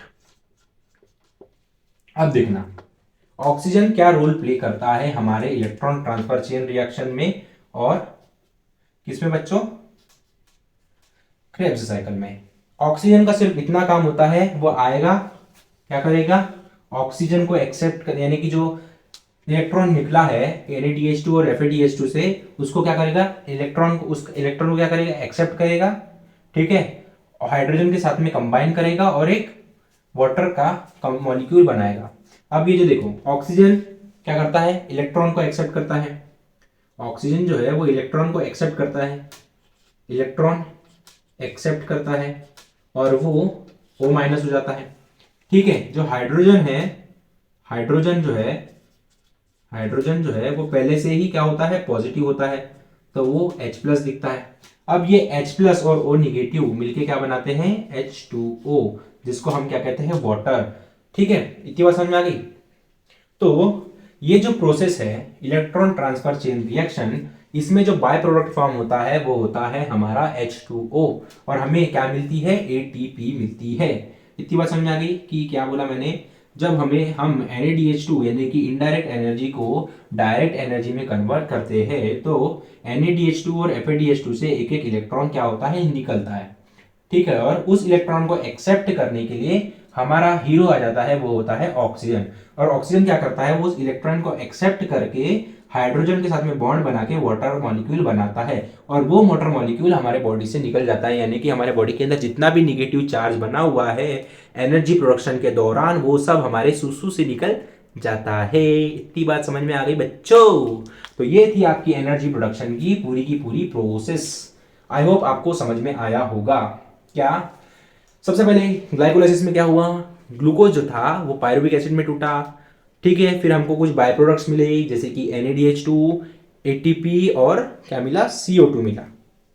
ठीक है, फिर क्रेब्स इंटरमीडिएट स्टेप में आ जाते हैं। इंटरमीडिएट स्टेप में क्या हुआ, पायरुविक एसिड कन्वर्ट हो गया किसमें, एसिटाइल कोएंजाइम में, जिसमें हमें मिला क्या मिला, NaDH2 मिला और CO2 मिला। ठीक है, फिर क्रेब्स साइकिल में जाते हैं। क्रेब्स साइकिल में हमें क्या मिला बच्चों, जो एसिटाइल कोएंजाइम था वो कन्वर्ट हो गया सिट्रिक एसिड में, और सिट्रिक एसिड में कन्वर्ट होने के बाद में हमें कुछ बाय प्रोडक्ट्स मिले जैसे कि हमें मिला NaDH2, FeDH2 और हमें मिला H2O और CO2। ये मिले 4 तरीके के प्रोडक्ट्स। ठीक है, फिर जो NaDH2, FeDH2 glycolysis intermediate step और क्रेब्स साइकिल में बने थे NaDH2 और FeDH2, वो आ जाते हैं हमारे इलेक्ट्रॉन ट्रांसफर चेन रिएक्शन में, यानी कि जितना भी NaDH2 और FeDH2 हमारे ग्लाइकोलाइसिस और क्रेब्स साइकिल में बना है और इंटरमीडिएट स्टेप में बना है, वो सारा का सारा कन्वर्ट हो जाता है हमारे ATP के अंदर, यानी कि करेंसी के अंदर, यानी कि क्विक एनर्जी के अंदर कन्वर्ट हो जाता है। कैसे कन्वर्ट होता है, NaDH2 और FeDH2 को अगर हमें कन्वर्ट करना है ATP के अंदर, तो उसमें से हमें एक एक इलेक्ट्रॉन क्या करना होता है, लॉस करना होता है। ठीक है। और जब वो लॉस होता है तो हमारे बॉडी के अंदर निगेटिव चार्ज बनने लगता है। तो उस निगेटिव चार्ज को हटाने के लिए हमारे बॉडी के अंदर से हमारा आ जाता है हीरो ऑक्सीजन। ठीक है, तो वो ऑक्सीजन क्या करता है, इलेक्ट्रॉन के साथ इलेक्ट्रॉन को क्या कर लेता है, एक्सेप्ट कर लेता है और वो हाइड्रोजन के साथ में बॉन्ड बना लेता है और बनाता है H2O वाटर मॉलिक्यूल। और वो जो हाइड्रोजन है वो यहां से आता है, ये जो हाइड्रोजन लिखा है ना वो यहां से आता है। ठीक है, इतनी बात समझ में आ गई। तो अब इसको हम क्विक समराइज करते हैं हमारी एनर्जी प्रोडक्शन की प्रोसेस को। आप चाहो तो इसको लिख लो भाई, फटाक से लिख लिया, लिख लिया ना बच्चा पार्टी, लिख लिया ना। भाई थक गया मैं, सही बता रहा हूँ थक गया, उनको समझाते समझाते मैं थक गया बच्चों। अब हम बढ़ते हैं आगे। वैसे तो बताऊँ, सही बताऊँ, मुझे तो मजा आ रहा है पढ़ाने। तुम बोलो तो मैं 1-2 घंटा और एक्स्ट्रा ले लूँ। और नहीं यार, तुम्हारी भी सोचना पड़ता है, तुम भी थक जाते होगे, दिन भर पढ़ते हो, इतना मत पढ़ा करो बे, मजा मस्ती मारा करो, थोड़ा एंजॉय करो। देखो एनर्जी प्रोडक्शन में मैंने तुम्हें बताया था, अब समराइज करवा रहा हूँ, ध्यान से सुनना।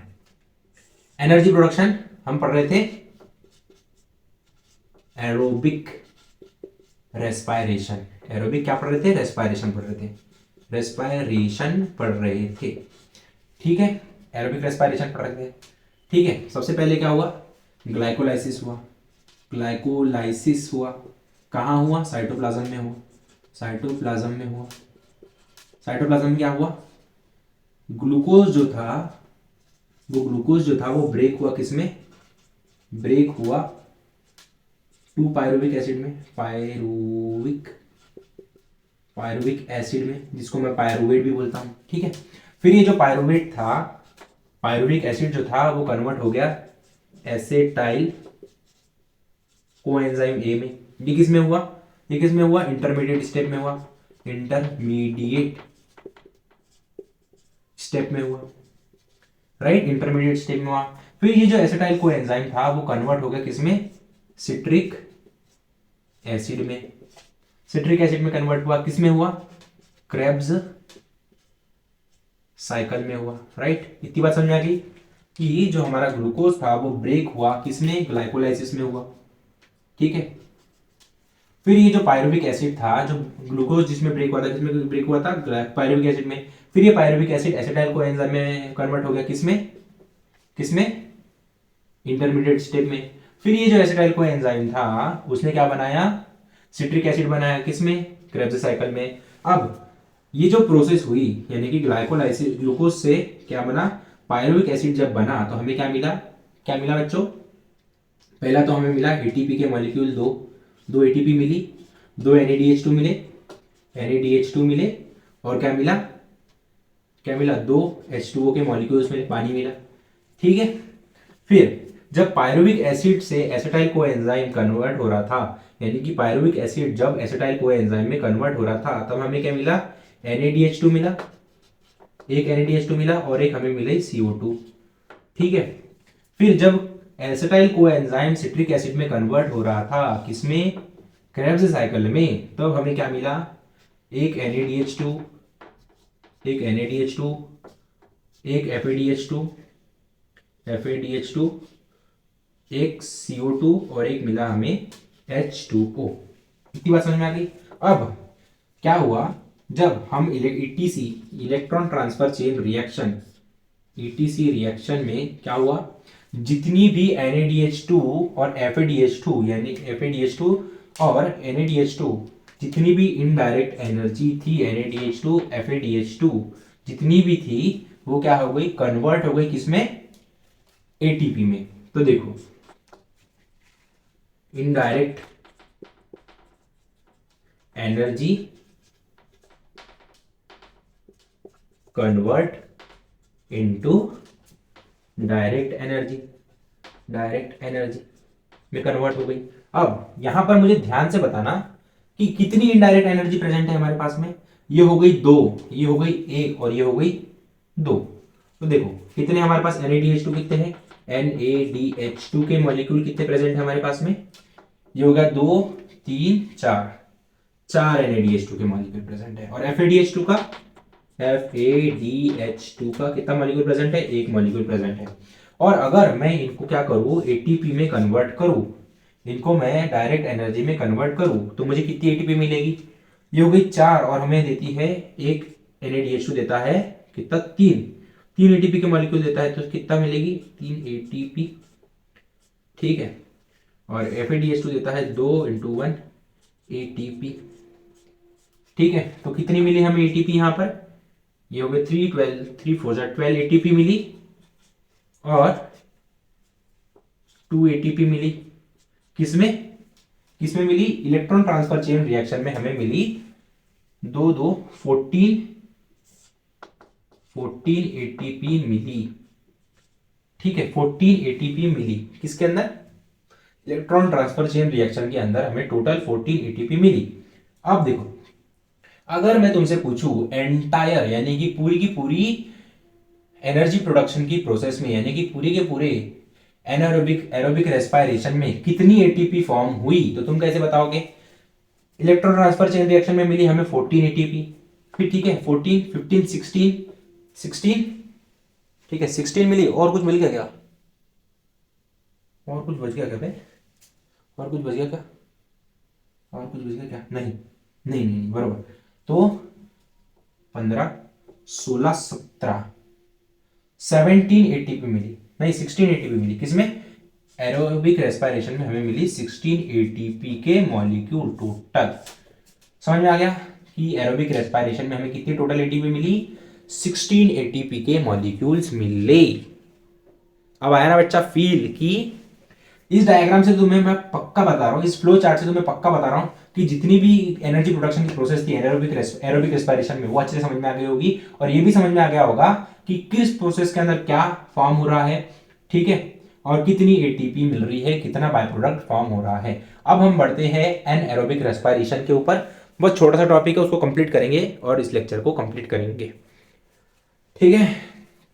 लिख लो भाई, लिख लिया क्या। अब हम पढ़ते हैं आगे, अब हम पढ़ते हैं किसको बच्चों, किसको पढ़ेंगे यार, एनारोबिक रेस्पिरेशन। एक ही तरीके का तो रेस्पिरेशन बच गया है, वो हो जाता है एनारोबिक रेस्पिरेशन, उसको भी निपटा देते हैं इस लेक्चर में, ठीक है। उसके लिए कोई छोटा सा टॉपिक है, 5 मिनट का टॉपिक है, ठीक है। एनएरोबिक रेस्पिरेशन, एनारोबिक रेस्पिरेशन, इसमें ऑक्सीजन जो है ये क्या कैसे होता है, विदाउट ऑक्सीजन होता है, क्या विद आउट ऑक्सीजन होता है। तो अब मुझे बताओ, ये विदाउट ऑक्सीजन होता है तो इसमें क्रेब्स साइकिल और इलेक्ट्रॉन ट्रांसफर चेन रिएक्शन होगी क्या, नहीं होगी। इसमें सिर्फ क्या होगी, ग्लाइकोलाइसिस होगी। क्या होगी इसमें, इट कंप्लीट्स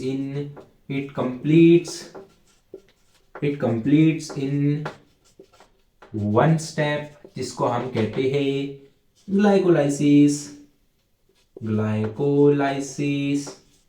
ठीक है। ग्लाइकोलाइसिस में क्या होता है, फर्मेंटेशन होता है, दूसरे मार्कर से लिखता हूं यार, मैं थोड़ा सा बोर्ड हो गया, वो भी ब्लैक से लिखे, फर्मेंटेशन होता है, फर्मेंटेशन ऑफ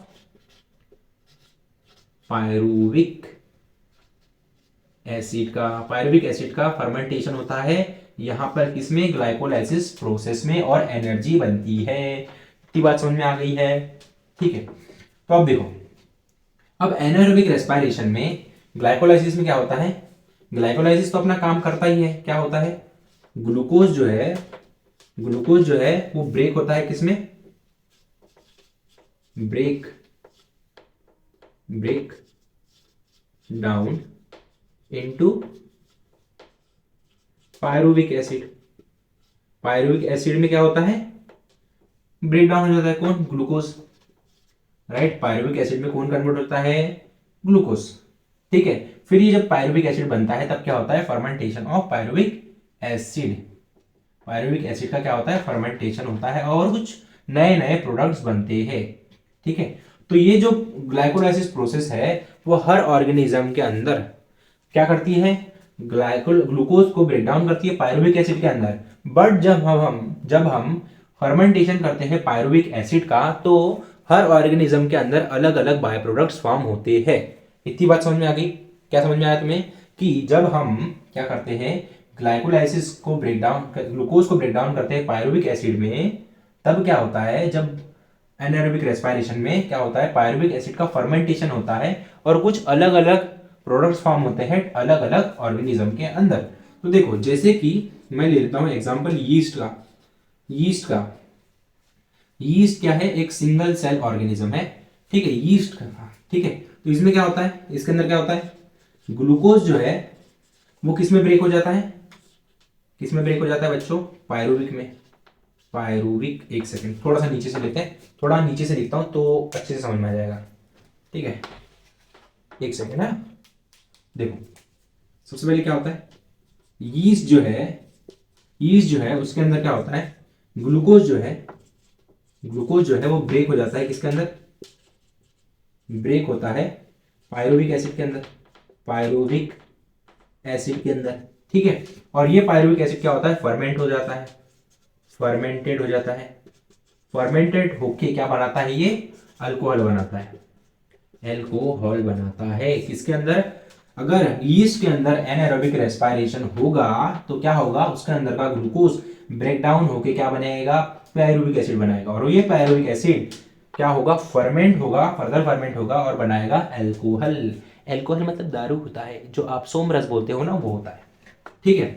फिर देखो दूसरा ऑर्गेनिज्म ले लो, माइक्रोब्स, माइक्रोब्स, माइक्रोब्स के अंदर क्या होता है, ये जो ग्लूकोज है, ग्लूकोज जो है वो भी क्या होता है, ब्रेक होता है, ब्रेक होता है पायरुविक एसिड के अंदर, पायरुविक एसिड के अंदर, और ये फिर से फर्मेंट होता है, फर्मेंटेड होता है और बनाता है, क्या बनाता है, विनेगर, विनेगर। और क्या बना सकता है भाई, विनेगर बना सकता है, और क्या बनाएगा, विनेगर बनाएगा, और क्या बनाता है, तुम्हारे बुक में और एक एग्जांपल दिया हुआ है, मुझे याद नहीं आ रहा है, विनेगर बनाता है और बहुत कुछ बनाता है, और लिख लेता हूं, और डिफरेंट प्रोडक्ट्स बनाता है, और डिफरेंट प्रोडक्ट्स भी बनाता है। सिर्फ विनेगर ही नहीं बनता माइक्रोब्स के अंदर, पायरुविक एसिड के फर्मेंटेशन से और बहुत कुछ भी बनता है, ठीक है। फिर आ जाओ तुम्हारे अंदर वुमेन्स के जो मसल्स है, आरबीसी, अब बात करते हैं इरेथ्रोसाइट, इरेथ्रोसाइट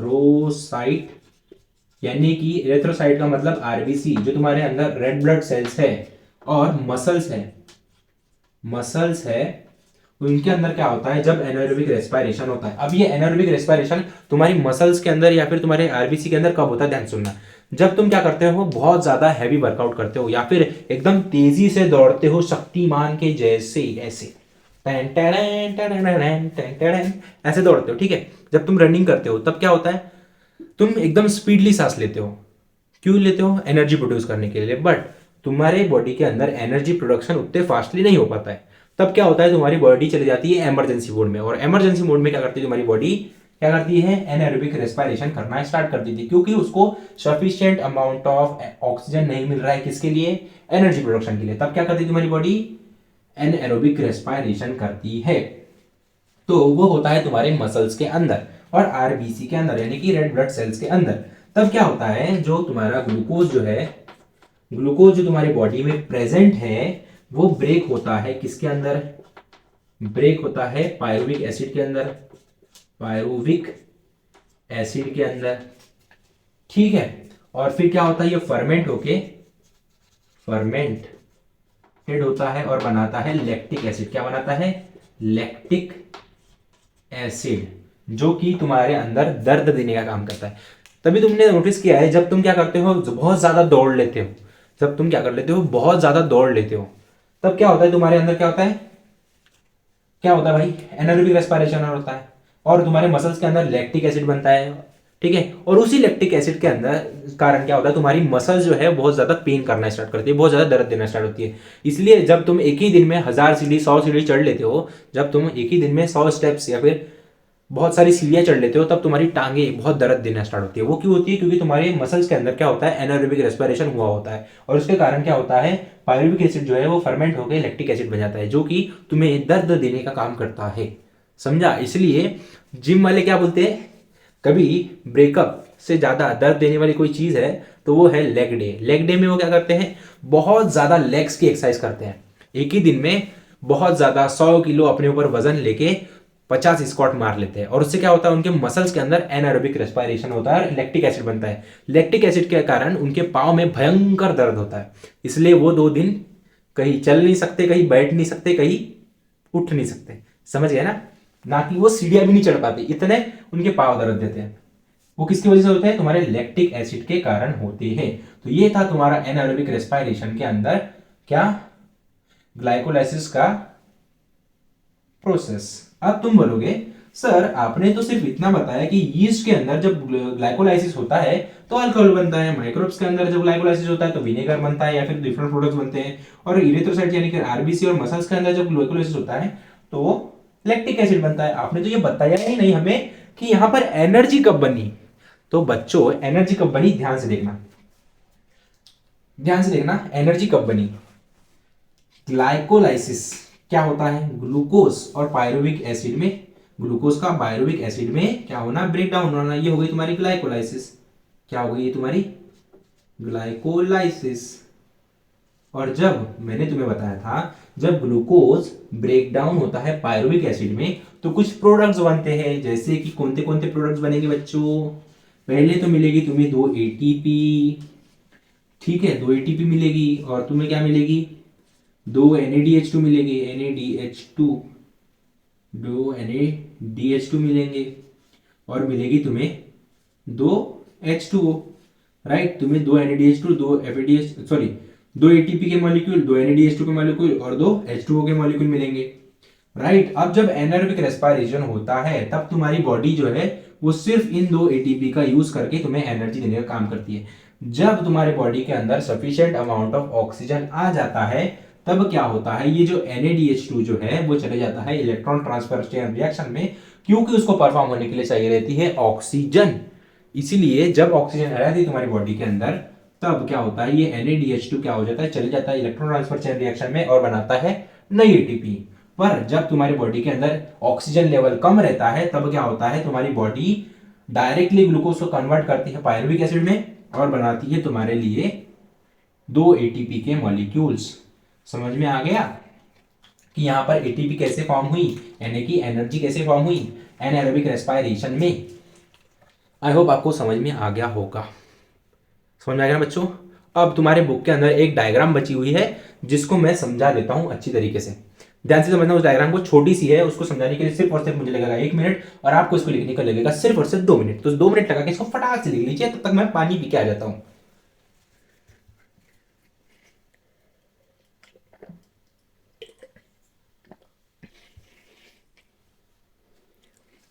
तो बच्चों आई होप आप सभी ने लिख लिया होगा। तो अब बढ़ते हैं आगे, यानी कि आपकी बुक के जो डायग्राम है उसको पढ़ लेते हैं। अब तुम बोलोगे सर ये तो वर्ड्स में लिखा नहीं हुआ है हमारे बुक में, ये जो तुम्हारी डायग्राम थी ना तुम्हारे बुक के अंदर, तुम्हारे बुक के अंदर जो डायग्राम है ना उसी को मैंने समझाया हूं यहाँ पर, ठीक है। जो एनारोबिक रेस्पिरेशन की डायग्राम थी ना उसको मैंने यहाँ पर समझाया हूं, ठीक है। अब हम बढ़ते हैं एरोबिक रेस्पिरेशन की डायग्राम के ऊपर, एरोबिक रेस्पिरेशन की डायग्राम के ऊपर। एरोबिक रेस्पिरेशन की डायग्राम बता देता हूं, सुन लो फटाक से। एरोबिक रेस्पिरेशन की तुम्हारे बुक के अंदर एक डायग्राम दी है, वो कुछ इस तरीके से दी हुई है। क्या हुआ, कार्बोहाइड्रेट लिखा है यहां पर, कार्बोहाइड्रेट, कार्बोहाइड्रेट, प्रोटीन, ठीक है। यहां पर लिखा है लिपिड, लिपिड, ठीक है। ये कन्वर्ट हो गया ग्लूकोज, ये चले गया ग्लाइकोलाइसिस में, ये चले गया, ये कहां चले गया, ग्लाइकोलाइसिस में, ठीक है। ये प्रोटीन कहां चले गया भाई, एक सेकेंड, ये प्रोटीन का बन गया तुम्हारा अमीनो एसिड, अमीनो एसिड, ठीक है। और ये बन गया तुम्हारे अंदर, एक सेकेंड एक सेकेंड, ये चलेगा ग्लाइकोलाइसिस, लाइसिस, ये बन गया तुम्हारा फैटी एसिड, फैटी एसिड, ठीक है। और ये सब मिलके बनाते हैं, क्या बनाएंगे, pyruvic acid, pyruvic, sorry sorry sorry sorry pyruvic acid नहीं बनाएंगे, ये बनाएंगे यहां पर एक आएगी पायरुविक एसिड, पायरुविक एसिड, यहां पर आएगा एसेटाइल को एंजाइम जो कि पायरुविक एसिड के बाद बनता है, ठीक है। और ये एसिटाइल को एंजाइम जाएगा क्रेब्स साइकिल के अंदर, क्रेब्स साइकिल के अंदर, और फिर ये जो क्रेब्स साइकिल है वो जाएगी ईटीसी के अंदर, इलेक्ट्रॉन ट्रांसफर चेन रिएक्शन के अंदर, और फाइनली बन जाएगी एनर्जी। क्या बन जाएगी बच्चों? एनर्जी। एनर्जी कुछ इस तरीके से तुम्हारे बुक के अंदर डायग्राम दी हुई है। बट ये बच्चों समझने वाली बात है कि ये जो डायग्राम है वो इनकम्प्लीट है। क्या है बच्चों? इनकम्प्लीट है। वो क्यों बोल रहा हूं, ध्यान से सुनना। प्रोटीन जो है वो अमीनो एसिड में कन्वर्ट होता है, ये बात तो सच है। प्रोटीन जो है जब हम उसको डाइजेस्ट करते हैं तो वो क्या होता है? अमीनो एसिड में टूट जाता है, राइट। पर जब हमारे बॉडी के अंदर एक्सेस अमीनो एसिड बच जाता है, यानी कि बहुत सारा अमीनो एसिड बच जाता है, यानी कि एक्सेस अमीनो एसिड, जब हमारी बॉडी को लगता है कि ये अमीनो एसिड मेरे काम आ सकता है, तो हमारी बॉडी क्या करती है? उसको कन्वर्ट कर देती है ग्लूकोज के अंदर। किस में कन्वर्ट कर देती है? ग्लूकोज के अंदर। ठीक है, ये करेक्शन मैं करवा रहा हूं तुम्हारे को समझाने के लिए। तब क्या होता है, जब एक्सेस अमीनो एसिड कन्वर्ट हो जाता है ग्लूकोज के अंदर, तो वो ग्लूकोज चले जाता है तुम्हारे ग्लाइकोलाइसिस के अंदर, और ग्लाइकोलाइसिस में वो कन्वर्ट हो जाता है पायरुविक एसिड के अंदर, और फिर बनाता है एसिटाइल को एंजाइम। क्या बनाता है? एसिटाइल को ए एंजाइम। ठीक है, इतनी बात समझ में आ गई। तो यहां पर एक स्टेप मिसिंग है, यहां पर मिसिंग है ग्लूकोज और पायरुविक एसिड में कन्वर्जन की। तो इसलिए मैंने कहा कि ये जो डायग्राम है वो थोड़ी सी इनकम्प्लीट है, क्योंकि जब एक्सेस अमीनो एसिड बच जाता है तो वो कन्वर्ट हो जाता है किसमें? पायरु किसमें किसमें कन्वर्ट हो जाता है भाई? ग्लूकोज में कन्वर्ट हो जाता है। किसके प्रोसेस के थ्रू? ग्लूकोनियोजेनेसिस के थ्रू। ठीक है, जो कि मैंने पहले बताया था। ठीक है, ग्लूकोनियोजेनेसिस के थ्रू अमीनो एसिड कन्वर्ट हो जाता है ग्लूकोज में, और वो ग्लूकोज जाता है ग्लाइकोलाइसिस में, ग्लाइकोलाइसिस से बनता है पायरुविक एसिड में, और पायरुविक एसिड से बनता है वो एसिटाइल कोएंजाइम। तो तुम्हारी बुक में यहाँ पर ग्लूकोज और ग्लूकोनियोजेनेसिस का क्या बोलते हैं, क्या बोल सकते हैं, मेंशन ना करते हुए उसने क्या किया है, डायरेक्ट ही एसिटाइल को एंजाइम लिख दिया है। बट मेरा काम था तुम्हें बताना, इसलिए मैंने बता दिया। अभी जो लिपिड है वो क्या होते हैं मैं बता देता हूं फटाक से। लिपिड जो है, जो कि मैंने तुम्हें पहले नहीं बताया था, फट से बता देता हूं। लिपिड जो है वो बनता है alcohol, alcohol, alcohol plus fatty acid से, फैटी एसिड से मिलकर बनता है। ठीक है, किससे बनता है? एल्कोहल और फैटी एसिड से बनता है। ठीक है, अब मैंने तुम्हें बताया था ये जो फैटी एसिड है वो कहाँ चले जाता है? कहाँ जाता है भाई? कहाँ जाता है? क्रेब्स साइकिल में जाता है। क्रेब्स साइकिल में जाता है, सॉरी क्रेब्स साइकिल में नहीं जाता, ये इंटरमीडिएट स्टेप में जाके, इंटरमीडिएट स्टेप में जाके क्या होता है? बन जाता है एसेटाइल को ए एंजाइम। ठीक है, क्या बन जाता है? एसिटाइल कोए एंजाइम बन जाता है, जो कि फैटी एसिड क्या बन गया? एसिटाइल कोए एंजाइम बन गया। किस में बन गया? इंटरमीडिएट स्टेप में बन गया। इतनी बात समझ में आ गई। अब ध्यान से सुनना, ये जो एक लिपिड है, 1 ग्राम लिपिड, 1 ग्राम लिपिड हमें देता है 9 किलो कैलोरी एनर्जी। क्या देता है? 9 किलो कैलोरी एनर्जी देता है। अब ये क्यों देता है? ध्यान से सुनना, लिपिड हमें 9 किलो कैलोरी एनर्जी क्यों देता है? क्योंकि जो लिपिड है वो बना हुआ है मेनली फैटी एसिड से, फैटी एसिड से बना हुआ है, और फैटी एसिड बना हुआ है फैट से, राइट। फैटी एसिड किससे बना हुआ है भाई? फैट से बना हुआ है। ठीक है, किससे बना हुआ है? फैट से बना हुआ है। और हमें हमें 1 ग्राम फैट कितनी एनर्जी देता है? 9 किलो कैलोरी एनर्जी देता है। इसलिए हम क्या बोलते हैं कि 1 ग्राम लिपिड हमें देता है 9 kilo calorie energy. I hope आपको समझ में आ गया होगा ये डायग्राम, और लिपिड का कॉन्सेप्ट भी समझ गया। अब लिपिड के कुछ कॉन्सेप्ट छूट गए हैं, वो उनको मैं या मे बी नेक्स्ट लेक्चर में कवर कर लूँ, या फिर आप क्या करना, मैं नोट्स दूंगा उसमें से पढ़ सकते हो। ठीक है, इनकम्प्लीट नहीं छोड़ूंगा, आपको पूरा पढ़ा के छोड़ूंगा। ठीक है, अब मैं यहाँ पर तुम्हें एक रिवीजन भी करवा देता हूँ, जो कि तुम्हारे बोर्ड में पूछ भी सकते हैं, नहीं भी पूछ सकते हैं। मे बी उनके ऊपर डिपेंड करता है, उनका दिमाग फिरा तो पूछ सकते हैं, नहीं फिरा तो नहीं पूछ सकते। 1 ग्राम प्रोटीन कितनी किलो कैलोरी एनर्जी देता है?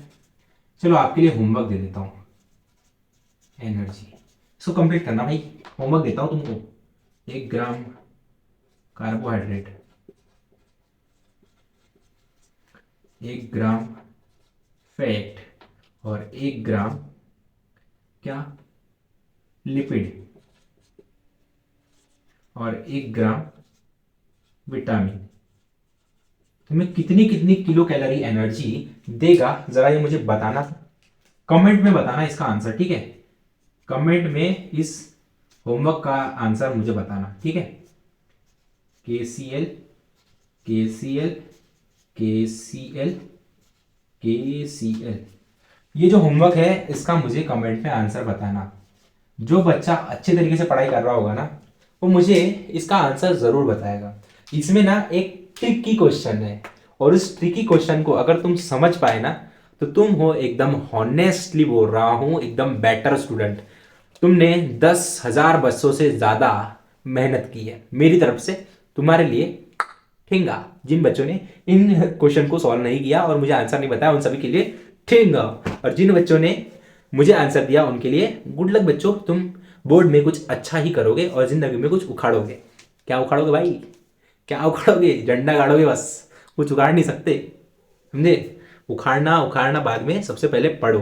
ठीक है, तो मिलते हैं नेक्स्ट लेक्चर में। नेक्स्ट लेक्चर में हम पढ़ने वाले हैं एनर्जी प्रोडक्शन को। सॉरी, एनर्जी प्रोडक्शन तो आज ही खत्म हो गया। कल के लेक्चर में यानी कि लेक्चर नंबर 4 में हम पढ़ने जा रहे हैं किसको भाई?